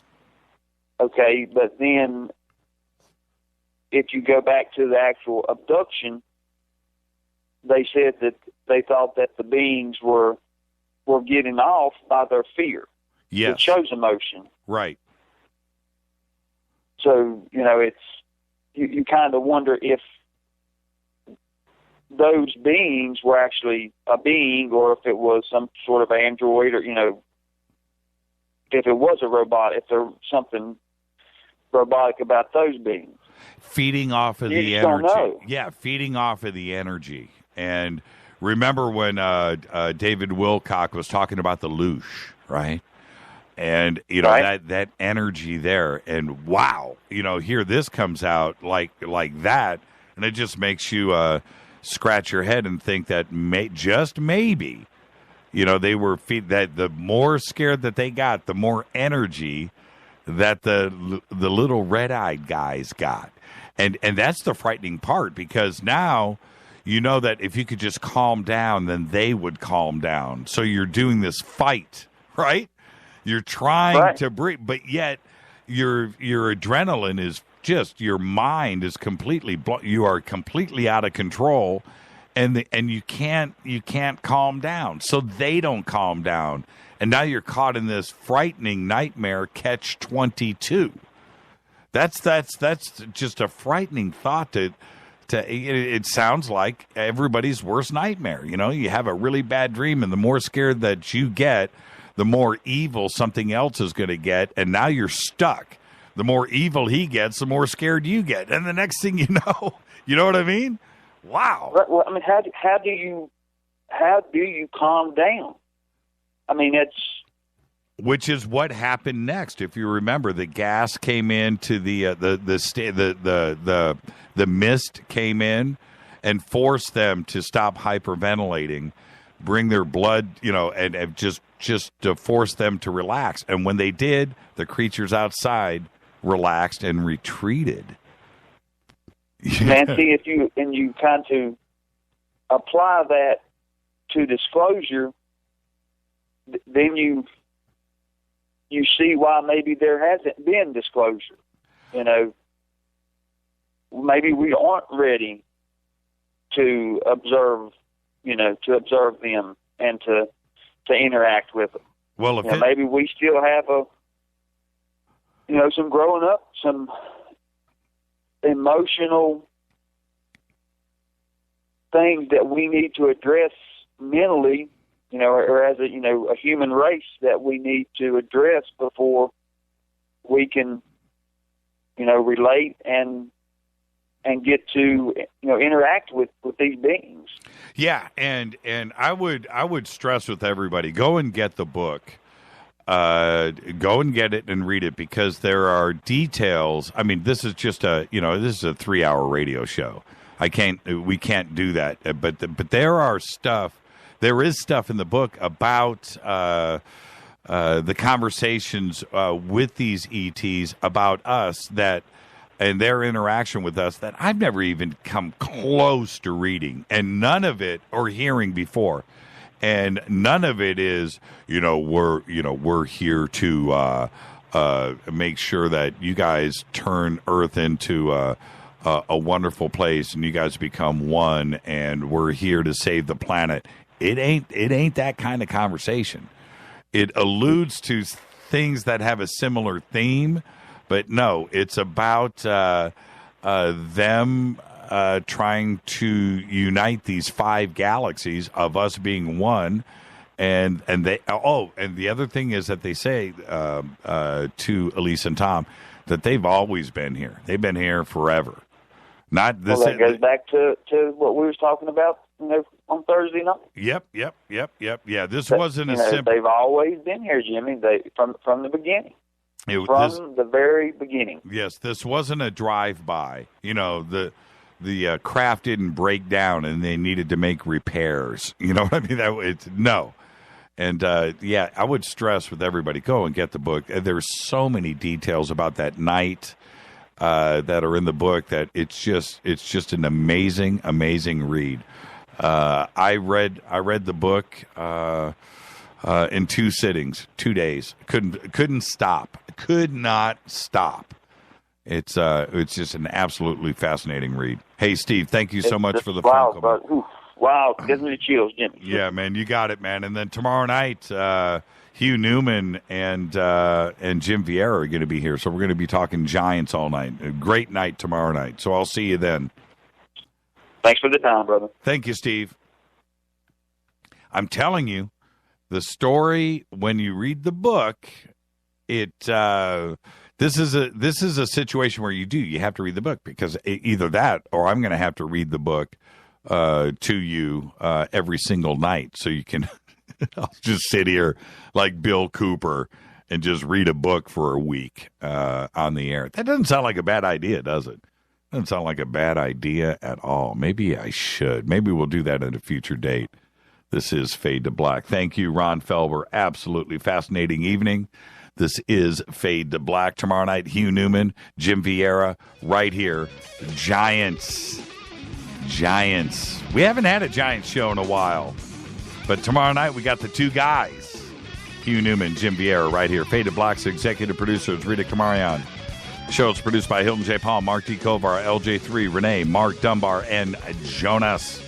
Announcers are Steve Harder, Gene Pateau, Mark D. Kovar, Fady by Dale. Webmaster is Drew the Geek.